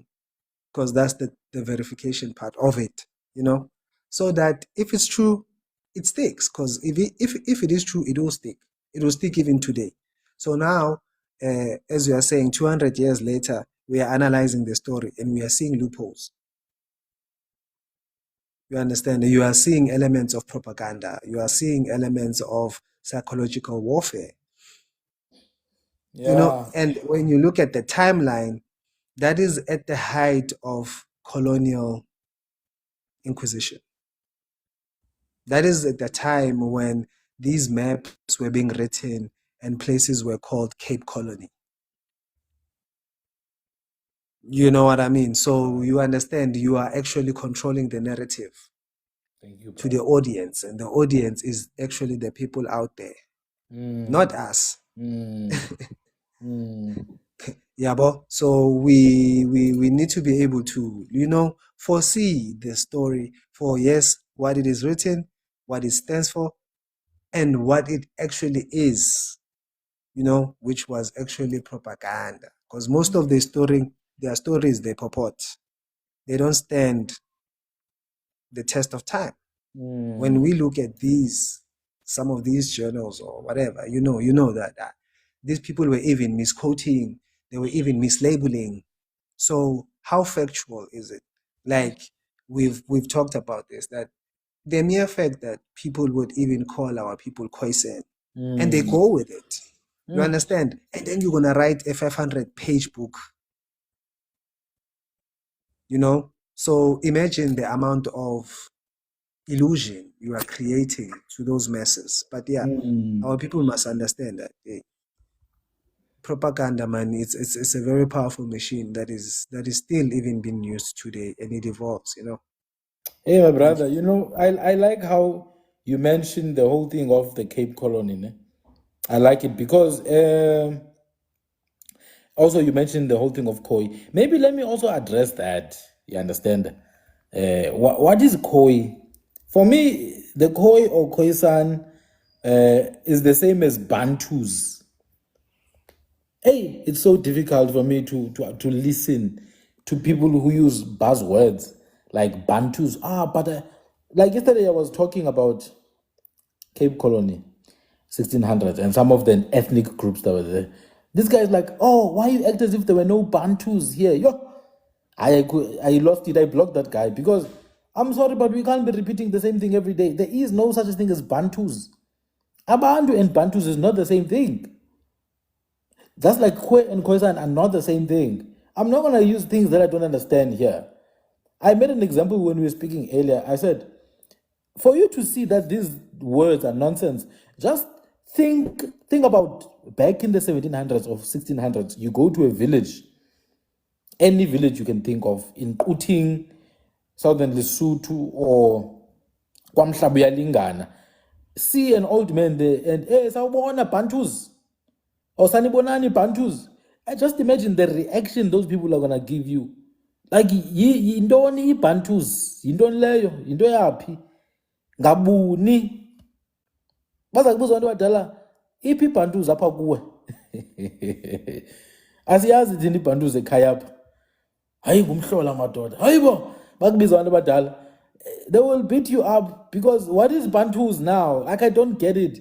It's like saying, hey, Kaites, Khoisan. Kaites. Hey, the Kona people are going to be confused. Kaites, Khoisan. It's not real. It is not real. And the danger about adopting these terms is that the people who coined them, the philologists, linguists, zoologists, and all whatever is, the people who coined them already defined them in literary work. In literary work. Now you hear even about Bantundu talking about, oh, the Bantus. Oh, no, I'm a Bantu. You're a Bantu. Maybe you really are up here. You are a Bantu because ayikho into enjalo. So I'm gonna maybe quickly do one more explanation of the words. Ne? There's the word Abantu. And Abantu is just a few languages that use that word. Abantu, it's a word you find in isiZulu. It is a word you find in isiXhosa here in South Africa. You also find it in isiNdebele, sakwaNzunza. Not isiNdebele sakwagegana or sakwamulendlane. Bona bathi Bandru. They don't have the word Abantu to begin with. So already in South Africa, they don't use the word Abantu. Yeah, it means Abantu Bagantu, but Ntu itself is not necessarily a person. Ntu itself is not necessarily an individual. We personify it, but Ntu is the root word for Intutu, the people of the soil. Yeah, I'll get to that. Give me a second. I'll get to, because even the whole thing of human or homen or homonym, all these words come from a root word which means the earth, the soil, earthling. Abantu abanyathelayo emhlabeni. That's why xa sihlonipha eligama lithi umntu sithi ngumnyatheli. Sithi ngumnyatheli xa sihlonipha, when we do amasiko athile, we don't say abantu, sithi abanyatheli or abatheuki, because it's people who walk on foot, people who walk on the soil. So I'll get to that. Abantu, bathu, vanu, vandru, ebatfu, etc. It's various words that mean Tina, Sizwe Sabantu, ne? Same thing with Kwe nations. Not all of them call themselves Kwe. Some call themselves Tu, like Batu. They say the word Tu. Some say the word Ju, like Abaju. Kaslonipa lendit Abantu spinezit Abaju. Yabo. Some say the word Kwe. Some say the word Kwa, Kwe, blah, blah, blah, blah. Some even say the word Ku to refer to themselves. In fact, an easy way to see this, you only go to the coat of arms of South Africa. You read there, it's written, E is literally Abantu. But in our languages, it's usually the word Ku, like Inku, Umtu, or Ubuku bakhe, or Iziku. That's it. So, even in so-called Kwe languages, the words are different that people refer to themselves by. But the crazy thing is that these words exist in both linguistic groups, the Ntu linguistic group and the Kwe or Takwi linguistic groups. These words coexist across these groups. As I mentioned, we have the word Inku for the self-same, Ubuku for the physical self, Isiku, when we refer to a person. In another language group, in Kwe languages, they use it literally to mean themselves, abantu. You understand? They use ku to refer to themselves. We have them, some of them mixed with the amabele. I mean, the name Kunta should be a dead giveaway. Kunta. So some use the word ku to refer to themselves. Some use the word kwe to refer to themselves. Some use the word kwa, which exists in our languages to mean essence and habit, like kwa wako, your essence of being, mukwa. So even if you go to their languages, they still have the word tu and nu and ju to refer to a person. Abantu, vanu, they have those words. So the idea that these are two language isolates that don't even, that don't even correlate. No, the languages correlate heavily, actually, deeply, and not just in cliques. Forget about cliques, ne? There are words that. Okay, one big piece of advice that our people need to do, ne? Go and learn isihlonipho.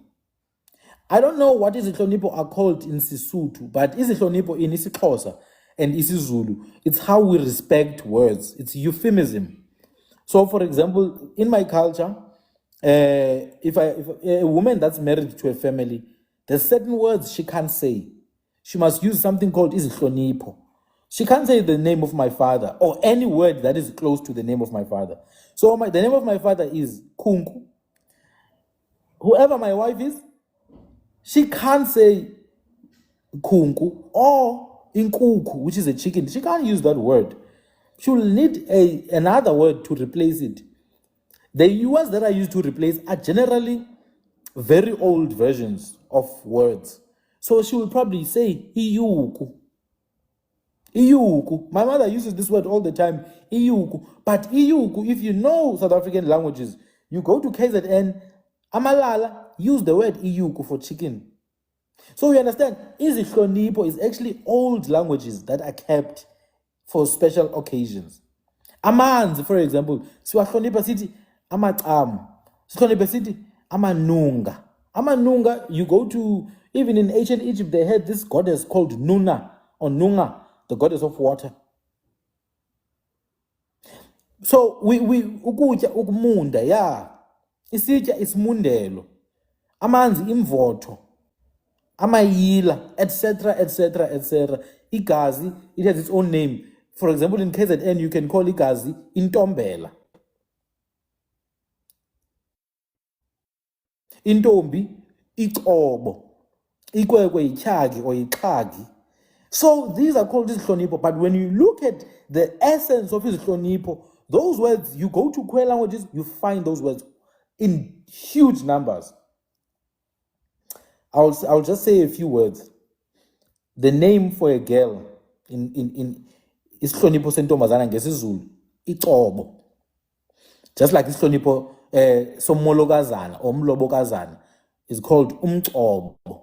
You go to Kwi dialects, you find that word ob. And I'll tell you why they use the word ixobo, because ixobo means blood.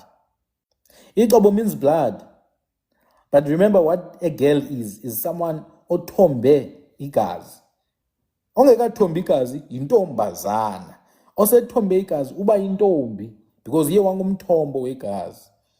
You understand what I'm saying? So Obo is blood, literally. That's why AmaZulu use the word ixobo for intombi. Bayayihlonipha. And but they use the word intombela for igazi, which is xhoseni liqhambuka selinguxobelo. Which kwisindebele sifumane lithi ithombo for igazi, but intombazana ethombileyo sibuye siyibiza intonjane kwaXhosa. Baphinde semandebele ayiseqhudeni le ntombi. Although when you go to Kho and Kwi dialect, Khude means menstruations, literally. So you can see the names for a girl are surrounded around that age of the menstrual cycle. All these names, when you derive them, they all derive from the root, which means to release blood. So what I'm saying is, these words, isihlonipho, are old words that when you find their root, you realize that you find a lot of them in the Bushman languages and all that. There's another isihlonipho kwisiZulu for uswazi. Uswazi, like a switch or a stick that you use to hit someone. Uswazi is called Twaci. Twaci. Twa means to fight or to hit. That's why Basutu bati ntwa. Ntwa. Twa, to fight. Ukulwa. Another is for ukulwa. Ukutwa. All you have to do is to look for the Zulu dictionary with Doke and Vilagaz. Zikhona ihlonipho pa. Zigcwele ziyaphuphuma. Twa means to fight. Twaci is the Swazi. But Uswazi, you break it down in Kwe dialects, you realize Twa even in Kwe means to fight. Ci in Kwe means a stick. So Twaci is a fighting stick or a hitting stick. Uswazi, boom. You're no longer from West Africa all of a sudden now. How can you be from West Africa when your entire culture is based on indigenous Southern African cultures? All Southern African cultures, they're all the same. There may be different instances of the same thing. There may be different instances of the same thing. It's the same, man. It's the same.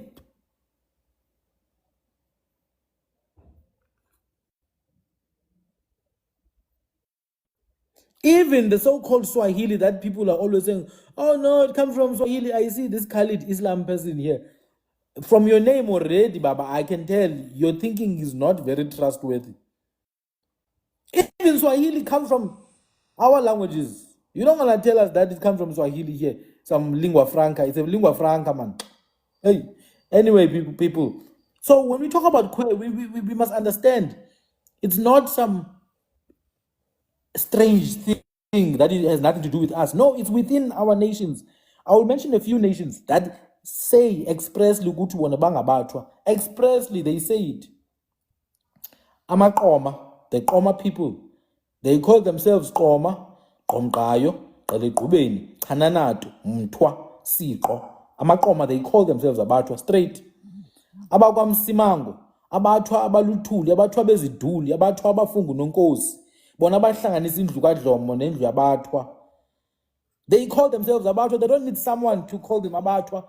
So this nonsense that this Khoisan thing, we don't know Khoisan nonsense here. You have Omajola, Oqengeba, Tholelo Mthwakazi. Yay! You have Oqarha, Oqweha, bona ke ngabathwa straight, who were initiated into the lineage of Umajola. You have Amagwahu. These are the rainmakers, by the way. Gwahu itself means the clouds of rain. Amagwahu wafumana pha kumazotsho emampondweni.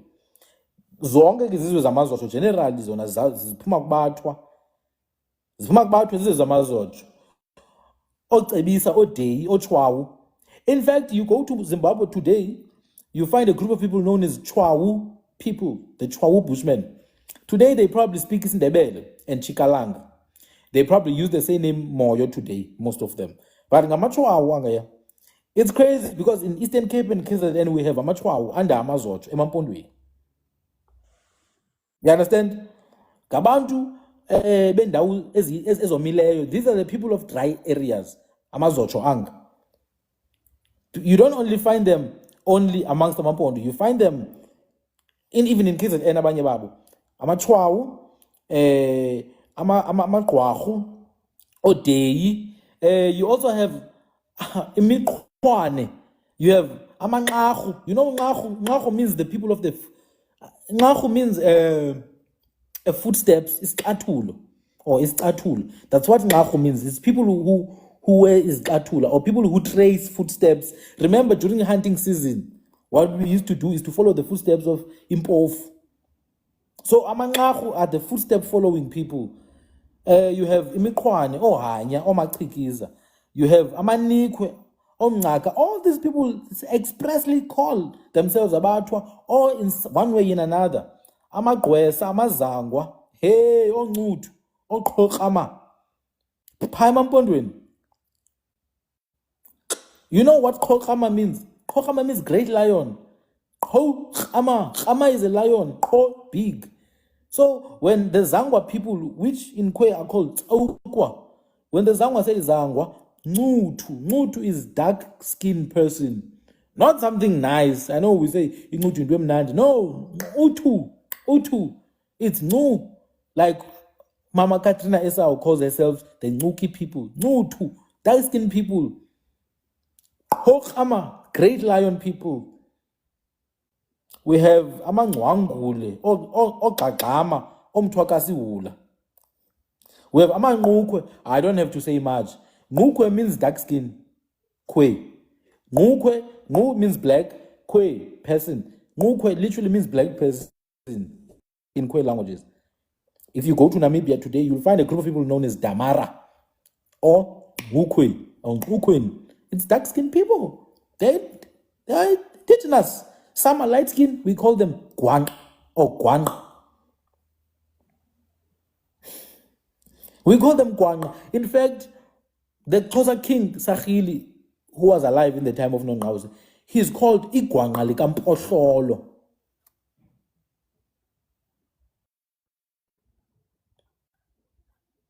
Igwanga likampohlolo. Hey, people are crying in the comments.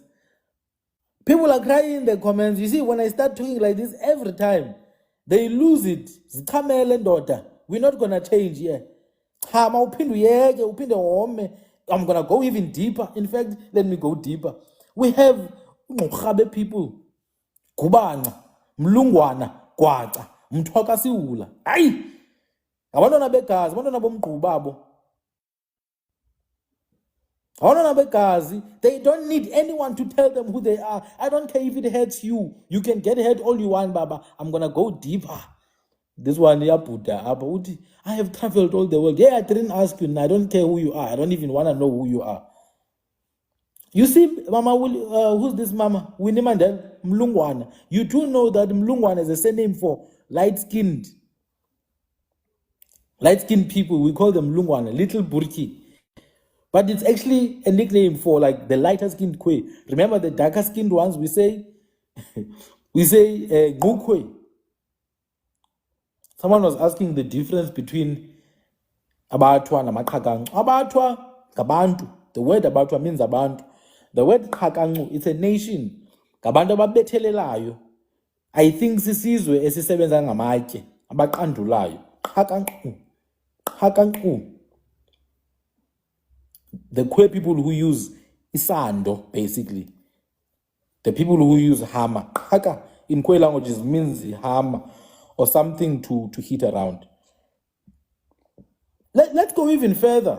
There are nations who call themselves by the name Am and Amkaz. Am means a twin. Am means untanga. In fact, when things are exactly the same, cities zitengam, zifana ngam, or amashi. In Kwe languages, it also happens as am or amsi or amasi. So you have nations like Ngotwe and Nichana. They use names like am. We can't run away from it. And it's not just click words. I'm going to go to non-click words right now. Let's go to nations that use the word Lao or Laukaz and Kheya and Kwama and Kagangu. Those are Kaka people. Some of them call themselves Lao. Some of them call themselves Mtwa. Gikwa, I have Gikwa blood. Oh, Jiki drama daughter. Kosana.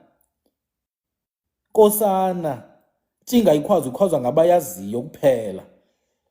You have Qotwa. No, Qotwa are proper Bushmen, those ones. There's no doubt about it.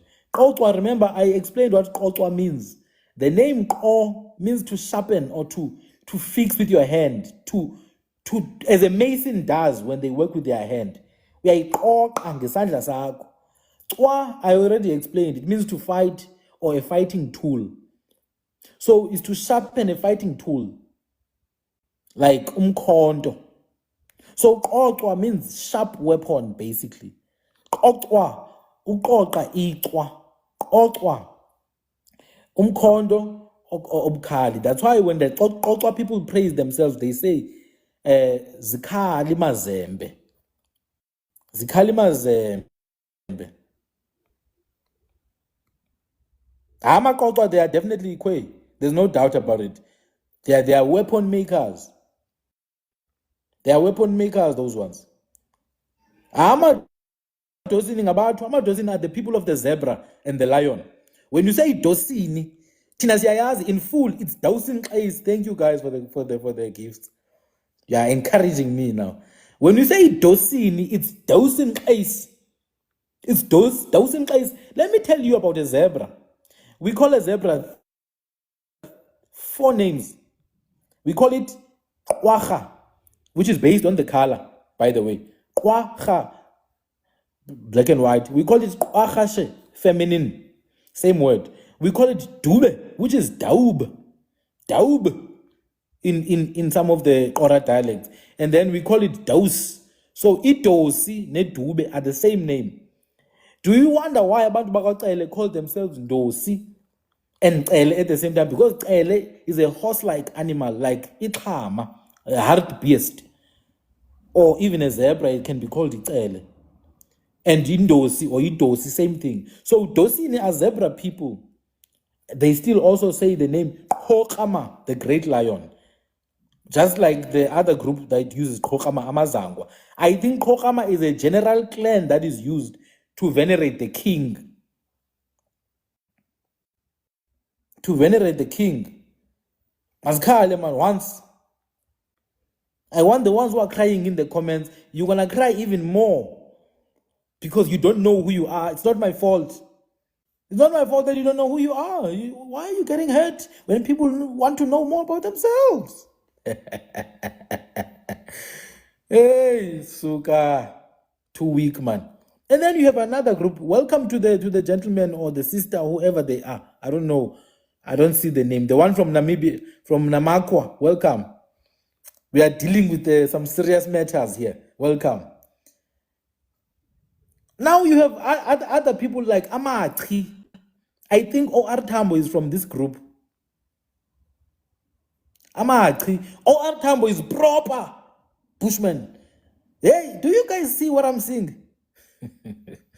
The problem is that now, just because these people don't claim, they know who they are. Just because they don't claim it in the open doesn't mean they are not who they are.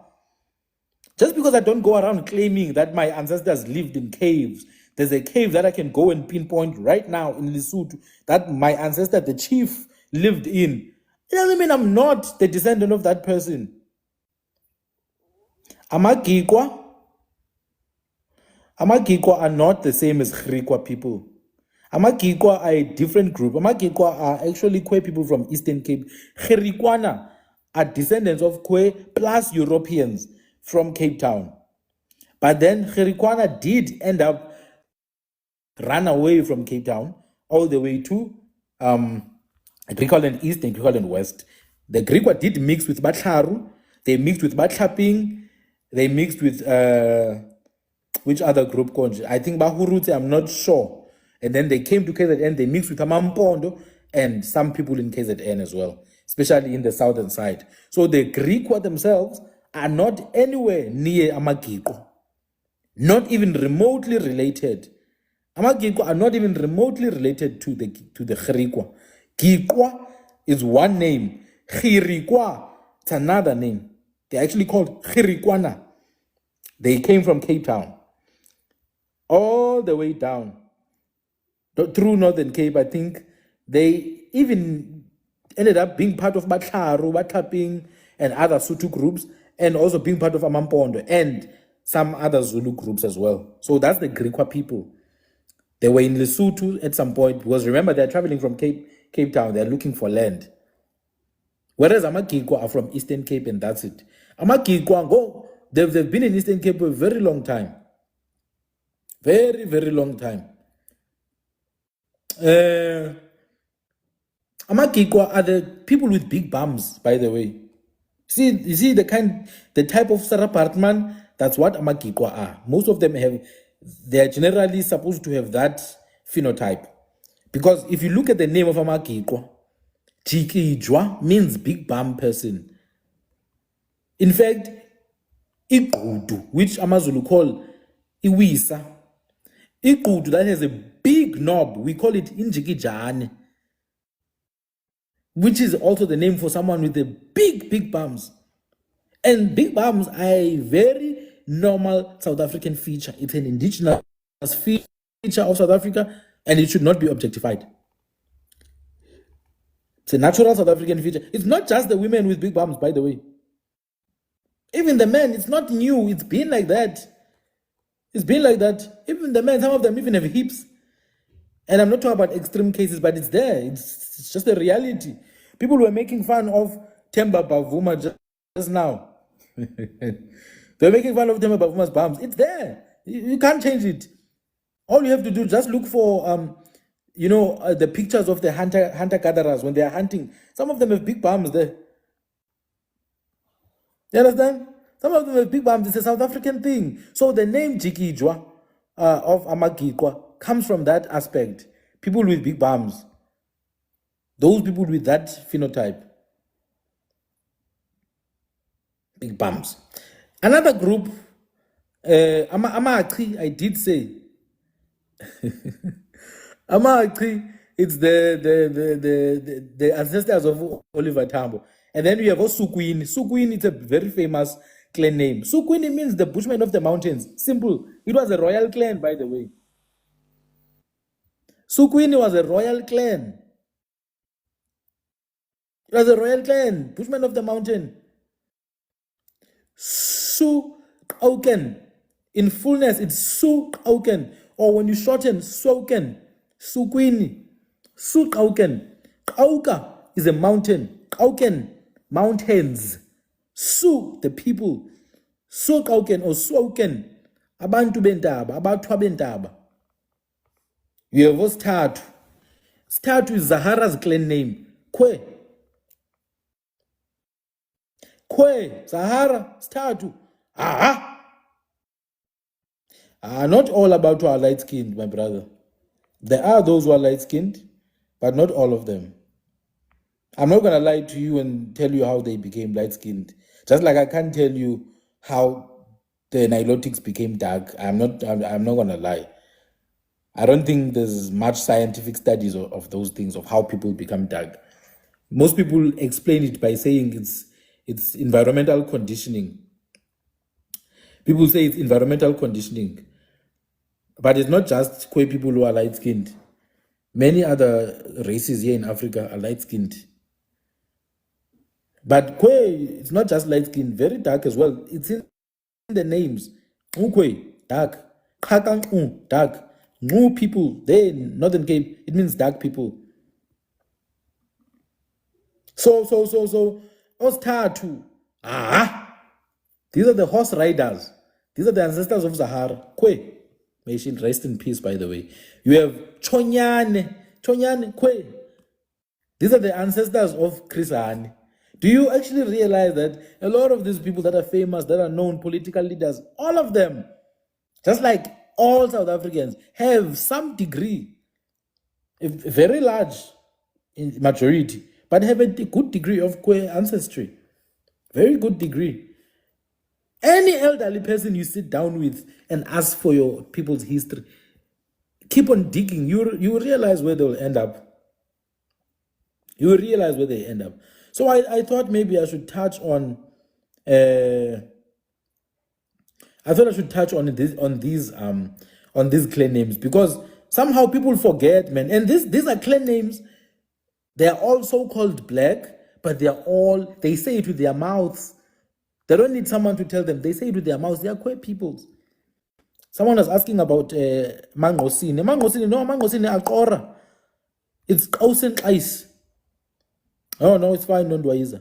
Amangosini Akora, they are called Kausen Ice, the last house. Abantu baseqoyi, ngibela qoyi, bagqibela kaNqoyi. Here in Namako, we still have the language. We don't even know how to spell them. You must find a way to put them down. You must find a way to put them down. Now I'm gonna go through some other names now that maybe I can let my brother Sbuda to have a say. Sbuda. How's it? Kuhle qunta phele khuboni langa. Kunjani? Oh, ngiyapheleka mkhulu man. Firstly, just to say thank you for always just going out and getting this information and then providing to us, because this is very important. Two, when Mkhulu, you were talking about the story of Unonqaus, and I once read a book, but I didn't finish reading it. Um, about Sir George. And once you mention to the white people about Sir George, they start protecting that guy because they know the things he did for them. And it's true what you're saying because Kutwa Waisuke New Zealand and he came to South Africa because South Africa seemingly sasinekani as wawusitsho namkhuluwa. But come to think of it right now, it makes sense now, City. How come a 16-year-old convinced people? Seriously talking, uyayazi abantu abadala uthi usathetha umntana xa emamele kuthi yeyi phuma utenza umamela iindaba zabantu abadala umntana akakwazi ufakwa kwinto zedecision neento ezinkulu. Then I had a conversation with someone. So this girl is a student, and then she was telling me this other time, do you know you're Congolese? I'm like, what? You're like, I am that. What if Congolese are us? Why do we always have to be told that South Africans are not these people that they are? And I was like to him, also it doesn't make sense, Mkulwa, because if you go back to the history when they were planning to colonize Africa, Congo is the last place they colonized. But how can they know history about Congo, whereas Congo was the last place they colonized using Belgium? So for me, it doesn't make sense because you cannot know history. Because remember, in Congo, they used to call it, I'm going to paraphrase, I think they called it the white man's grave because Babe Sifa, Inantsika, Ilendo, malaria, they couldn't handle Congolese side. Then they couldn't colonize it for the longest time until Belgium came through and said, I also want a piece of the pie of the land. And then a lot of them told them, hey, we've taken all this land. And then Belgium was like, but there's that place you don't talk about. And they were like, no, that's a white man's grave. People died there. Belgium went and took that land. And then that's when they started to know about the history of Congo. Then my question is, how do you say then I'm from Congo, whereas Congo was colonized as one of the last countries after other countries in Africa? So I always have that question, Mkulo, because if you're going to tell me my history, how can you tell me a history whereas you know exactly that the place that you recently colonized is last than mine? So there's some trick that you are trying to play here whereby you're trying to change history so that we get to be confused. And that's what I'm looking at as well. Like they are really trying by all means to confuse us. But again, I want to say this as I've talked with you before. Thank goodness that our ancestors kept on telling us about our clan. Because the clan, the white men forgot about it. They never cared. They thought it's just praises. Only to find out our clan is history. How would I have known Kunta is part of my ancestors? How would I have known that I'm coming from the mountains of Drakensberg Mountains? But luckily, because they did not understand the praises, but it's a history, so they couldn't eliminate it. And I always say to people, your clan is more important than your surname. Nkosi mkhulu. Amagu Kunta, Amagu, descendant of the Kung people. No, my brother, firstly, it's inauthentic. These people have never cared about our history to begin with. The sudden obsession with where we come from, which we don't come from anywhere, because all of this land, we've been here, up and down. But the sudden obsession with where we come from, oh, by the way, thank you guys for the gifts. Maziz, thank you so much. But the sudden obsession with where we come from is inauthentic in and of itself. They don't give a damn about where we come from. All they want is for us to keep quiet. Only if we would keep quiet and be nice and non-threatening. Nice and non-threatening. That's what they wish for us. Just to be nice. Just be a good man. Law-abiding citizen. Which means don't challenge them, by the way. It has nothing to do with actually abiding by the law. Just don't challenge their privilege. They don't give a damn about no damn history. They don't give a damn about no damn law. They are the biggest grapers of children. They eat other. Let me not go deep because they're gonna restrict. This life. They've done the most atrocious crimes on the planet. They've done the most atrocious crimes on the planet. Thank you. Thank you, guys. Thank you. I love these gifts. Yay, making me happy. But so it's whenever they say they want to talk about your history. Thank you, guys. When they want to talk about your history, where you come from, ask them, who is Kunta? Let's start there. Because when you are Kunta, you are not some Bantu nonsense. Oh, Rakim, don't worry, I haven't gotten to that. Thank you for the reminder. I'm going to go to that. The West African connection. It's very important. These people don't give a damn about who you are. They just use some loose label, vague label that they created for their own convenience called Bantus. Hey, man, I hate even the sound of that word. I just hate hearing it because it's so messed up what they're trying to do. Yes, they use some of the South African people. They use them. You have your brown aboriginals there fighting with people they don't even know. It's interesting with the likes of brown aboriginal because you can see that one, you can take it to any community, black or colored, she's going to fit in rightly. But now, because they're concerned about land and privilege, they're concerned about land and privilege. They don't care about that. They just don't want to lose what they have. But the thing is, the only power that you can have is truth. And in this case, two truths that we should be concerned about.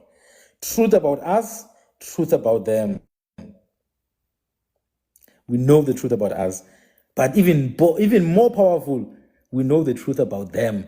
And I think that drives them crazy. It gives them heart palpitations. It gives them hot flashes at night. That's why they put the aircon there all the time. Because we know the truth about them. It keeps on following them. That's why they have to go and cry to the golden Goliath, Donald Trump, the guy with the little hands. I don't have a problem with his hands, but they're little, and that's it. The golden Goliath, the giant golden Goliath. They have to go and cry. Oh, Papa Goliath, Papa Trump, we have been killed. Trump doesn't give a damn about that anyway. You know Trump. He only cares about him, that one. The orange orangutan. So anyway, they don't give a damn, my brother, about these things of Congo or whatever. Those things they don't care about. They just use whatever they have. Whatever gives them some kind of convenience, they'll use it. At least they can sleep feeling better at night. But let's maybe go even further. I said I was going to talk about the West African connection. A couple of years back, I watched some DNA test of a young white man. He's probably grown now. Young white man, his name is Bota. He looks proper Afrikaner. Oh, by the way, proper Boer, Dutch. His name is Bota, and he came back with 4% African DNA. But guess where the African DNA was from? It was from West Africa. West Africa. And this is a white South African. He was so happy about it, which is good because that's some of his ancestors who were enslaved by his other ancestors. In 1658, in Cape Town, the first ship with West African slaves landed on the shores, docked on the shores of the Table Bay. 1658. West African slaves that were taken and grabbed from the Portuguese. These slaves would have been Angolans and possibly Cameroonians. I'm not sure. Congolese, whatever. They took the slaves, brought them to Cape Town. After that, many more slaves came from Benin, from Congo, from whatever became Nigeria. All those places, they brought them here. Some of those slaves, there's a page, I think it's called the Romanta official page. She speaks about some of those slaves who ended up owning land. Owning lands in Constantia, owning land in Kemps Bay, owning lands in Stellenbosch. Some of those slaves became winemakers, the early winemakers in places like Franschhoek today, which are known worldwide for the best wine. The early winemakers, some of them were slaves, black African slaves, by the way, from West Africa. And then some, Romanta Bota, she speaks about this. But even more so, to look for the source of this information, go to Amisa Museum and look for a document called Erasure. Erasure. They talk about the erasure of the black slave winemakers. They list all their names. I will do a series on it as well. These were West African, and after a while, you had some East Africans, some Mozambican slaves to come to South Africa, some Zimbabwean slaves, some Central African slaves as well. And then also South African. I mentioned Batlaping. I mentioned some slaves from the Eastern Cape, Western Cape as well, and other parts of the country. Also prisoners of war. Prisoners of war also ended up being slaves. All of them found themselves in Cape Town, and as the colony, expanded, they ended up in Eastern Cape as well, and other parts of the country, Delagoa Bay, etc. But now, the point that I'm trying to make is, this white man who ends up with 4% West African DNA, where does he think that DNA comes from? It comes from the slaves. He's literally Bota with 4% West African. It says there, West African DNA. His ancestor was a slave of his ancestors. It's literally in the church records. These slaves who owned these lands ended up marrying back, some of them back to white society. There are some, yes, who became colored and all that, but a lot of them married back into white society. I've written about this on Facebook in a group called Cape Historical Society. Do you understand? They were whited out. They were whited out. So, uninzi lwabo, a lot of them, they do have some 4%, 3%, 5%, 6% West African ancestry. But also now there's the Asian aspect of it as well.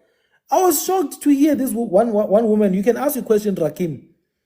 I was shocked to hear this one woman saying, 70% of white people have queer DNA. I'm sorry, that's not true. They have non-European DNA, which is generally West African and Asian.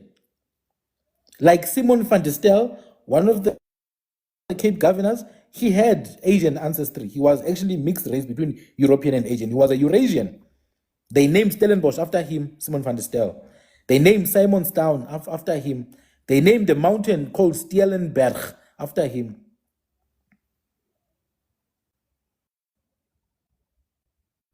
So it's just crazy. So the DNA test, Rakim, the DNA tests, well, I think, because they use haplogroups. They use haplogroups, for example, E1B1A. E1B1A, for the most part, is South African DNA, which will link to some groups in East Africa as well. But they say the origin of that DNA is in West Africa. But somehow there's no way to prove. It's just what they say and we must trust it.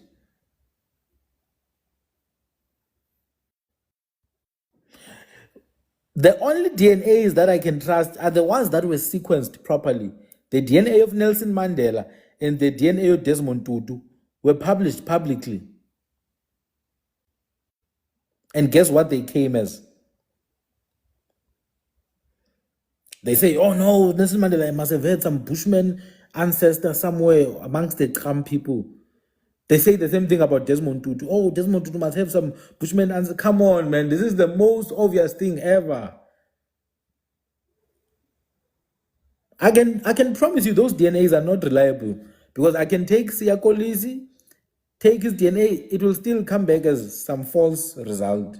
But Siya Kolisi, we know, is not from West Africa. I've seen a couple of South Africans I haven't seen men. I've seen a couple of women, specifically closer.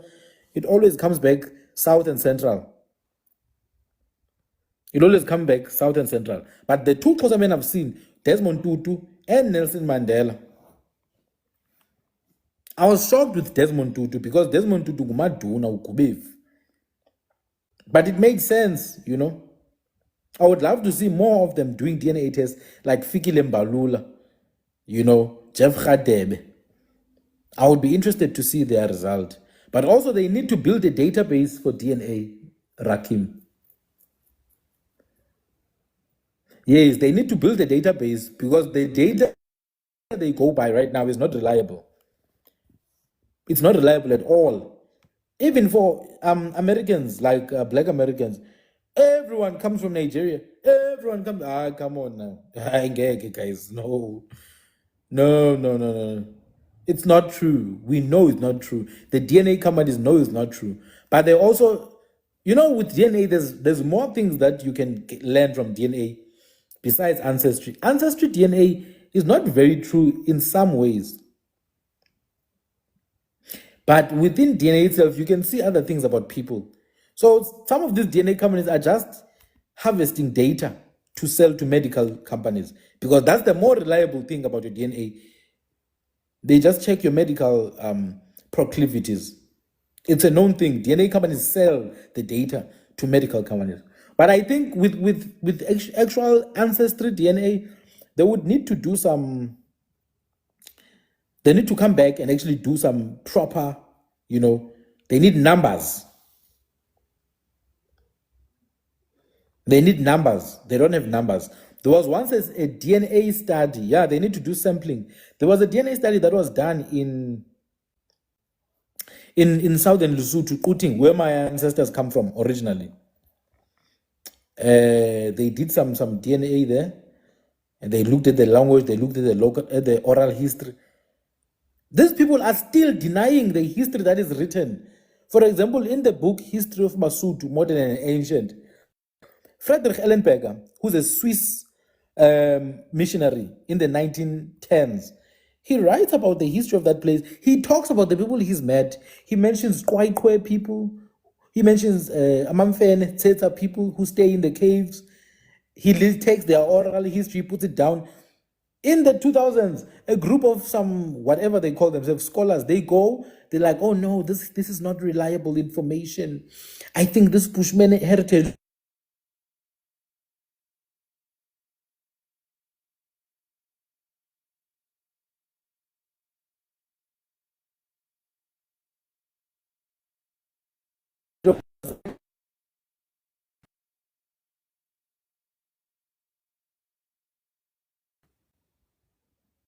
So I just feel like sometimes, you know, with DNA studies, they want certain results. And if they don't get those results, they manipulate the outcome.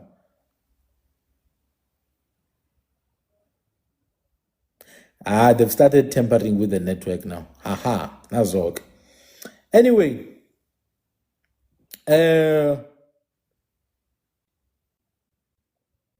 even with Black Americans, they've found queer DNA even with Black Americans. Actually, I tell you the truth, there are Black Americans who have been found to have queer DNA, and I'm not shocked by it. It makes sense to me. In fact,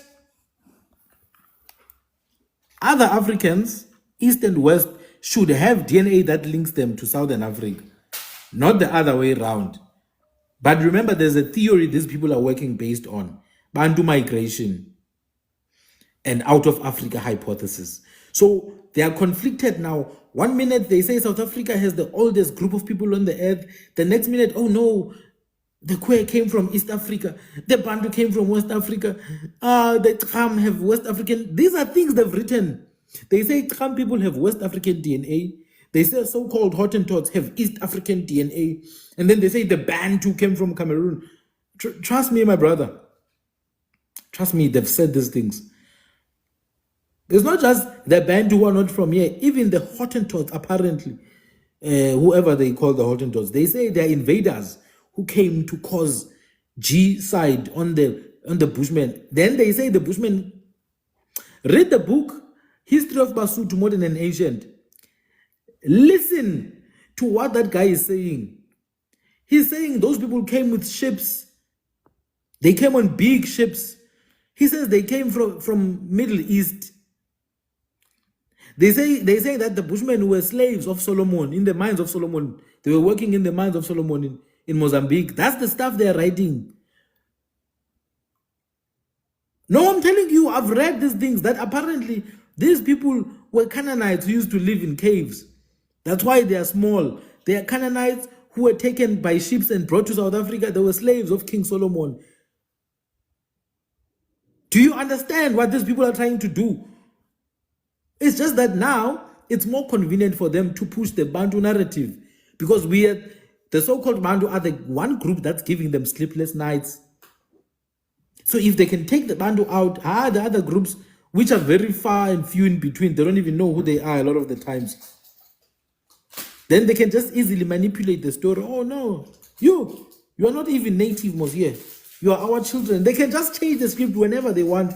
It's there in the book, History of Basotho, Modern and Ancient. I've read it myself many times. He says there, these Bushmen came with big ships. They were shipped here. And when they want to change that story, they will change it.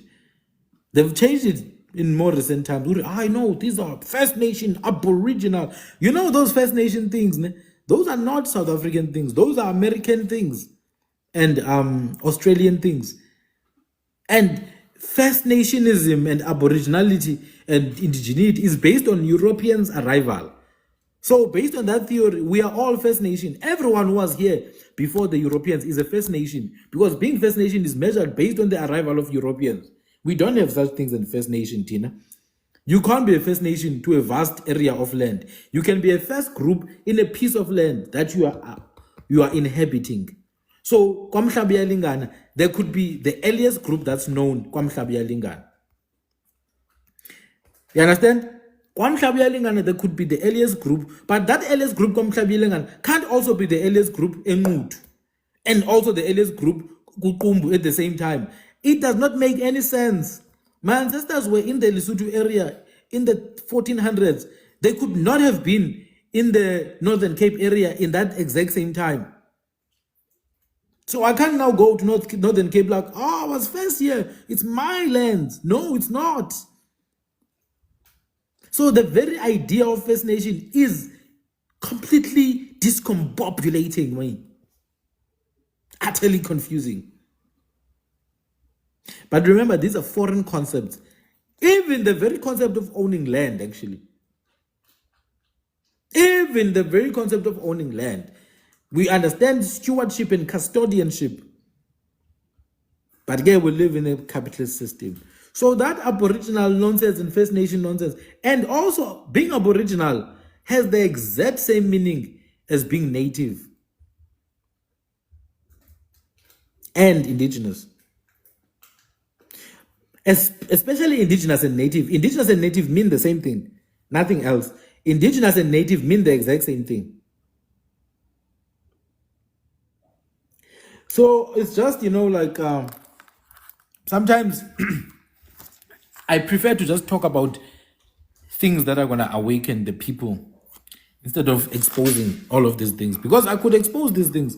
The people who claim to be First Nation, based on the theories of people who arrived later, they themselves are called invaders by those people.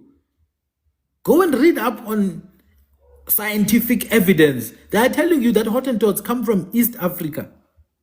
They came with a ship. They are the ones who came with sheep and goats from East Africa. They are Ethiopians. They are telling us that these people are called Hottentots, which is not a real thing. Because according to them, Siakolis is a Hottentot from East Africa. If we go by their theory, Siakolis is a Hottentot from East Africa. According to them, Makazole Mapimbu, who's a Qotwa, must be some slave of Solomon who came with a ship. Do you understand? So it's just very confusing to me. Eban. Wena ngizokudropa wena. The word theory or not? It's short. It's really short, the word theory. It's easy to understand for an 8-year-old. You want to know it or not? Just say the word, Becky. Just give me a minute because now you're disturbing me. So I just want to ask you a question. Do you want to know the world theory or not? It's very short. It's explained for 10-year-olds. Do you want to know it or not? If you don't, then yeah, yeah. How I'm yeah. exercising my right. How yeah. No. What the hell is this now? You see what I Why? mean, Becky? What's going on? Why do these people always lose their mind when I talk about this subject? I can talk about any other thing, but once I talk about this subject, hey, they lose their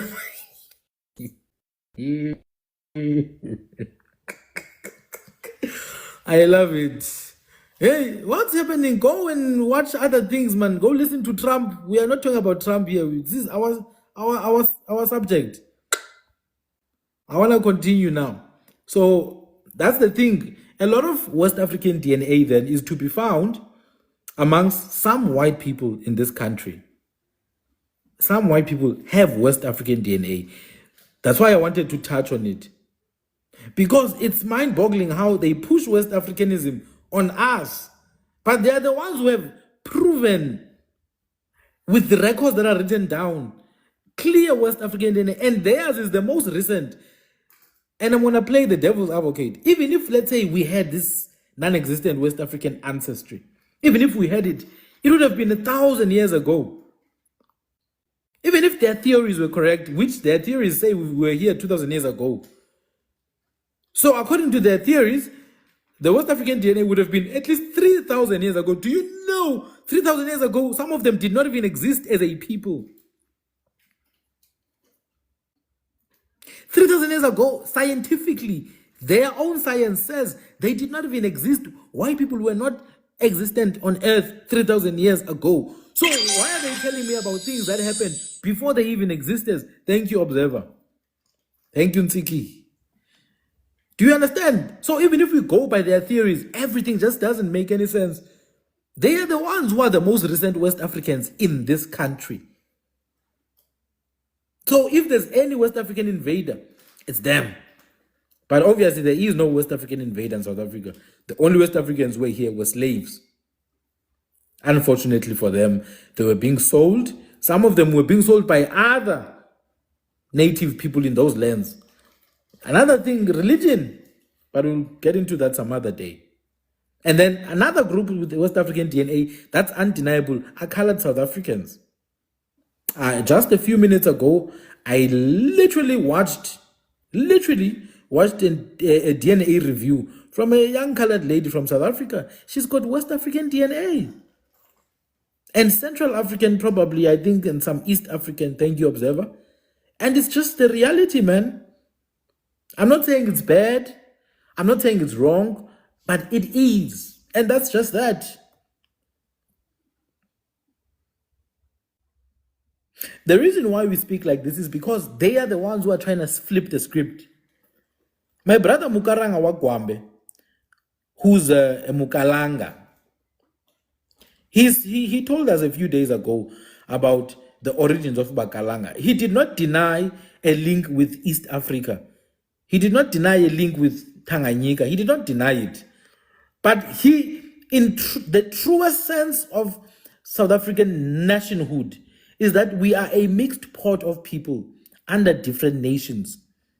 So there's no massive group of people here that you can pick out and say, oh, AmaZulu, they are this. It will never be true. Because Ubu Zulu, in essence, is the unification of different groups. Ubu Xhosa, in essence, is the unification of different groups.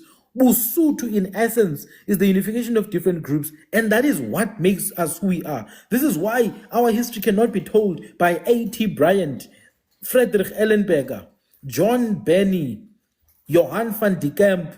They can't tell our history because they don't even know how to differentiate between people of bloodline and people of incorporation. Right now, on this live, we are all indigenous people of this land, but we have different bloodlines. Yes, somewhere down the line, 500 years ago, some of us 300 years ago, some of us 800 years ago, some of us 1,000 years ago, must have had some common ancestor because we're all Homo sapiens, unless there's another creature somewhere hiding here. Come out! Don't join, creature. Don't join the guest list. I'm not going to allow you to talk.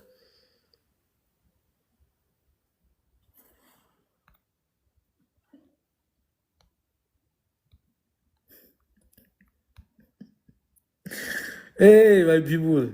They are going crazy today. They are going crazy today. Abelumbi. They are losing it. We're not playing here. You lie about us, we give you the truth and it will burn you. You ask for it. You should have let us be. You should have left us to be delusional there dancing to our piano. You see, when we were dancing, we're not troublesome. Now you're lying about our history. Now we have to take out you should have let us to dance there. We're busy dancing. Hey.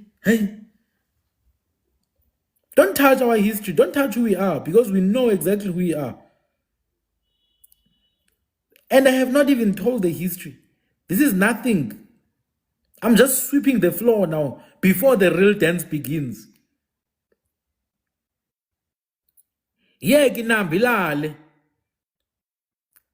Yeah, kinambilale. Yabuya iqwenge mfanam. Akithela thupa manje. Ngithela thupa hawufela. Thela induku. Fakuswazi madoda. Fakuswazi. See? Zakhali zikhali. They should have left us, man, because they keep on lying and lying and lying about us. And obviously, man, the reason why they do this, for them, it's political. And above political, it's an economical concern. But let's go to some more clans before I let some of these guys speak. Let's go to some more clans, just to show you guys something. It's important, guys, to understand when we talk about Ubuntu Betu / Ubuntu Betu, it has nothing to do with cliques per se. Because with or without cliques, even the languages that don't seem to have any apparent cliques, even those languages, it's called codification. Ukufihla kwezandi, ukufihla kwemidumo. We hide sounds. Even in Chivenda, I can take out words like a mouse, imbeba. Mbeba, a mouse. Yabo. Eba. The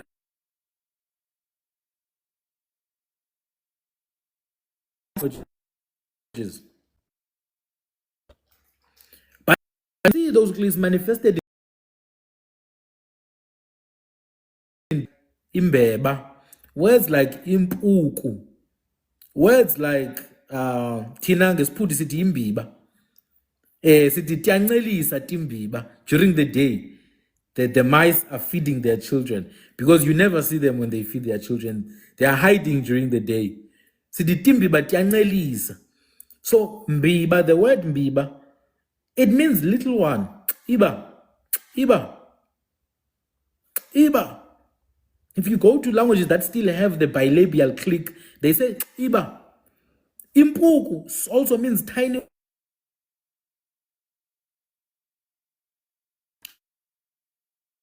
Amaxhosa for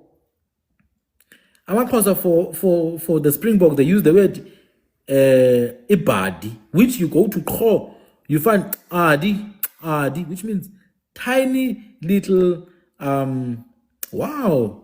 Beba otadi is eba or adi, both means tiny little animal.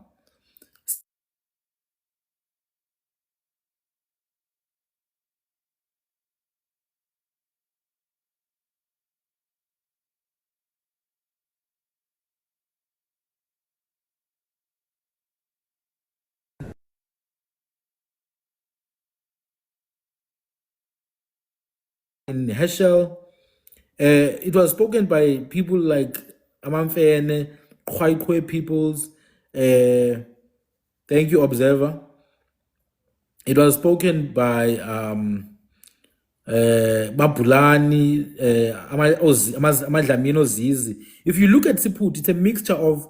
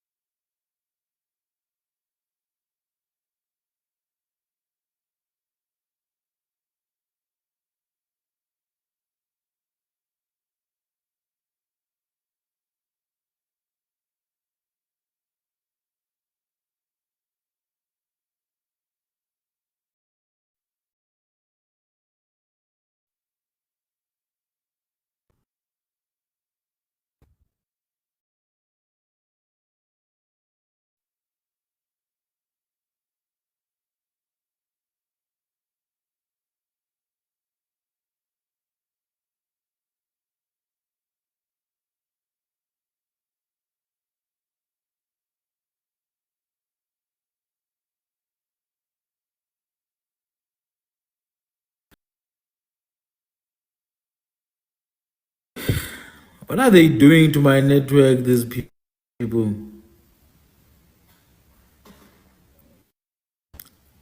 Hey, what are they doing? Hey. But I'm gonna continue, it's fine.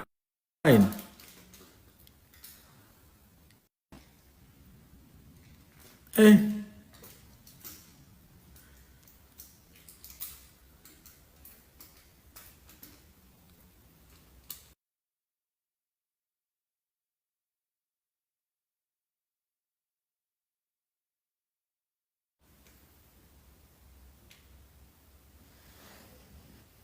is somebody there?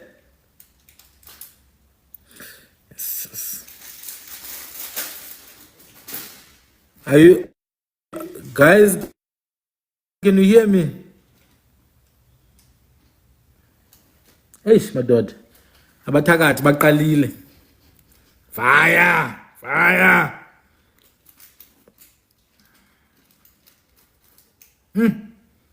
All right. Now I need to wrap up because I know it's gonna get worse now. Yeah, maybe I can let one of you guys speak, ne? Just I can let one of you guys speak. Smoother or Donald.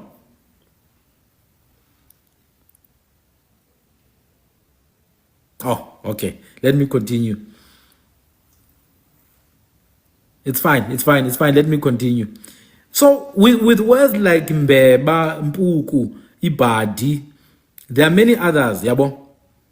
They don't have clicks. They don't have apparent clicks. Thank you for all gifts. But if you dig the root of the word, you can clearly see clicks. There are many other words.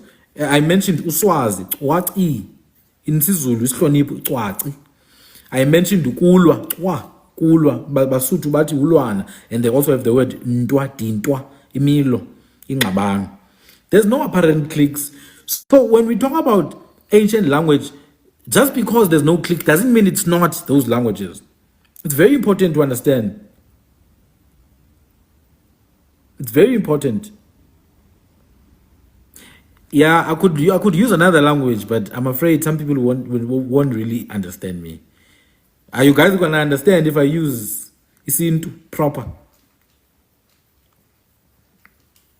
Because I might go deep. I might go deep, Yabon. But yeah, so we've got clan names like Odube. Yes, they are international guests, man, and they might not really understand and they wanna learn. But it's fine. I'll find a way. I'll find a way. Maybe I'll stop fighting with these people. I merangeke, I ngwanuka umswane mfende madoda. Ngeke. Soze. You. Angeke kudala bedlala ngathi abantu. Makunuke qha qwaba. Makunuke madoda. So you have clan names like Odube, which in indigenous languages you have Daub. Daub is Dube. You have Daus, which is still Dube, Dosi. Daus Qais. You have Sono Qais, the Sono people, Sono Qais. Which is interesting because my brother Mukaranga wa Gwambe, when we were talking about the Vatswa, he spoke about the Sono, he spoke about the Hlungwani. You have the Chwawu people, which we know in Eastern Cape, Ngamachawe. You have Toku, which we know is the people of the Hippo. Yabon. You have, okay, others might have clicks, but there are many that don't have clicks. Many names, nothing to do with clicks. So indigeneity has nothing to do with clicks. And I'm saying this for people who think, just because I speak isiXhosa, therefore I am strongly queer. I get that. It's apparent. But queer ancestry has nothing to do with clicks. Clicks are just part of the heritage. But it's beyond the clicks. You go to Limpopo, there are place names, toponyms, place names that are a commemoration of Kwe heritage there. So where did the Kwe, as some people would put, where did they disappear to? They did not disappear. They became us, Zulu, Xhosa, Ndebele, Pedi, Batswana. Just look at the dress code. Look at Ihau, look at Itlwa, Mkondo, all these things. On the next live, what I'm gonna do is I'm gonna prepare presentation, pictures, and all that. on all that, yeah, but maybe not tomorrow. Tomorrow we're gonna talk about Usoshangane. Tomorrow we're gonna talk about Usoshangane. We're gonna talk about Amachangane. What does it? What's that? The history of Usoshangane, the Tsonga and the Venda, because we need to close that subject now. Well, not really, but for now. And then the next live after that, I'm gonna continue with this. But I wanna touch on these clan names. Agwe people. I wanna touch about Aku people. I wanna touch on Aluza, Aya and Ebekulu. I want to touch on Tele and Tongo. I want to touch on Tube and Insi and Ole. And a lot of these you will find KwaZulu Natal. There's a good reason why I'm mentioning these ones, because I need people of KZN to wake up. I need people of KZN to look beyond 1828, to look beyond the 1800s, to go back. Absolutely, love it. Love it. We must go back. We must go back to the source of Ubuntungwa, the source of Ubumbo, the source of Ubudebe, the source of Ubulala, like the source, the basis of that. This is how they're gonna stop lying about DNA. They're gonna stop lying about DNA because they will take someone's DNA, a proper indigenous South African, and then how do you connect that person to West Africa? There's absolutely no historical basis for that. We have a KZN and obviously Eastern Cape and other places. We have Uwa people, we have Ogwabe, Ogagasha, no Gebashe, Sno Gengeshe, hey, Sno Gubeshe, Ogugushe, no Kabashe. Oh, Ulumadod, Makatini. It's crazy because there by the Kora, we still have Ulu. Ulu Naka is the Springbok people. Remember, Ikulu is the Springbok. Ikunu is the crocodile. In Kui languages, when you say Ikunu, you're talking about the crocodile. Unu, crocodile. Ulu, Springbok. Unu, Matingwane, crocodile. And then, which is interesting, Abanyom Mchunu, who went over with the Soshangan that are in Limpopo now, Bonabati Mchulu, which makes me think now. Which makes me think, could it be a quiver for arrows, Mkulu? Because they say Mkulu, the ones who went with the Soshangan. Bakono Mkulu abatetayo, Bakona Okolo abatetayo, Bakono Tele abatetayo, Bakona there are. Ocele bakhona Eastern Cape as well.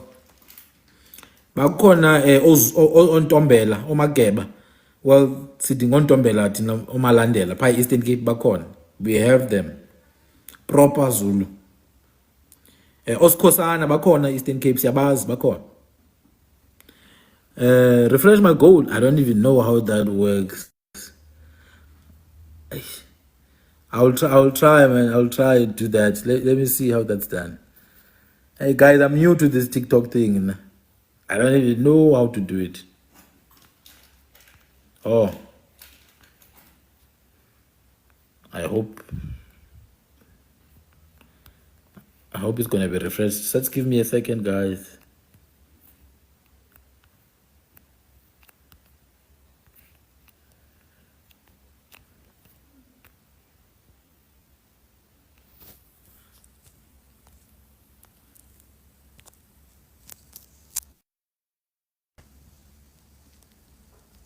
So kubeko omchwechwe, and then we have omanga no mangele. People don't even dare to get into the origin of these clan names, you know, where these people come from, what the names mean in the Kwe dialects. You understand them? Nobody gets into those origins. But this is where we're gonna find, you know, the root. This is where we're gonna find the root. Very important. We have Omcinek, Omcwazin, Nomwabe, Nomwango, Nomkeku, Nomkele, Nomsikwa, and then Nomchwaw. Sinabongala, nongama, sinaboncankulu, oncengu, nongcube, noncusi. Do you understand the word ncube and ncusi are in essence, the word ncube actually means, ncu means dark. Remember I had mentioned ncu. It means dark. So ncube, it means the dark one. It's a baboon. But in other areas, ncube is used also for the hyena, ncuka or ncukabe or ncube. So it's interchangeable like that. In the eastern part of the country, it's used for baboon. In the northwestern part of the country, like Botswana, those areas, they use ncube for hyena, because specifically the hyena with the black sides. It's called the brown hyena. It's called the brown hyena. It's got black sides around it. You see, so it's called incube. It's called incube. So it's just it's becoming very important for me that we understand these names and their origin. But maybe beyond incube, sinabantu onqumalo no khumalo. Onqumalo no khumalo, which these names many people have not bothered to even understand where they mean, what they mean. Someone asked me just recently ukuthi ukhumalo usukaphi igameli livelaphi lithetha ukuthini. What does the name khumalo mean? Kulungile bhuti sibuda. It's all right, my brother. It's all right. Can I drop and start immediately afterwards? Maybe it's gonna also help with the feed. Can I drop this one and restart immediately? Just confirm if that's fine. Going 3, going 2, going 1. I'm gonna answer the other questions. I'm just gonna drop now.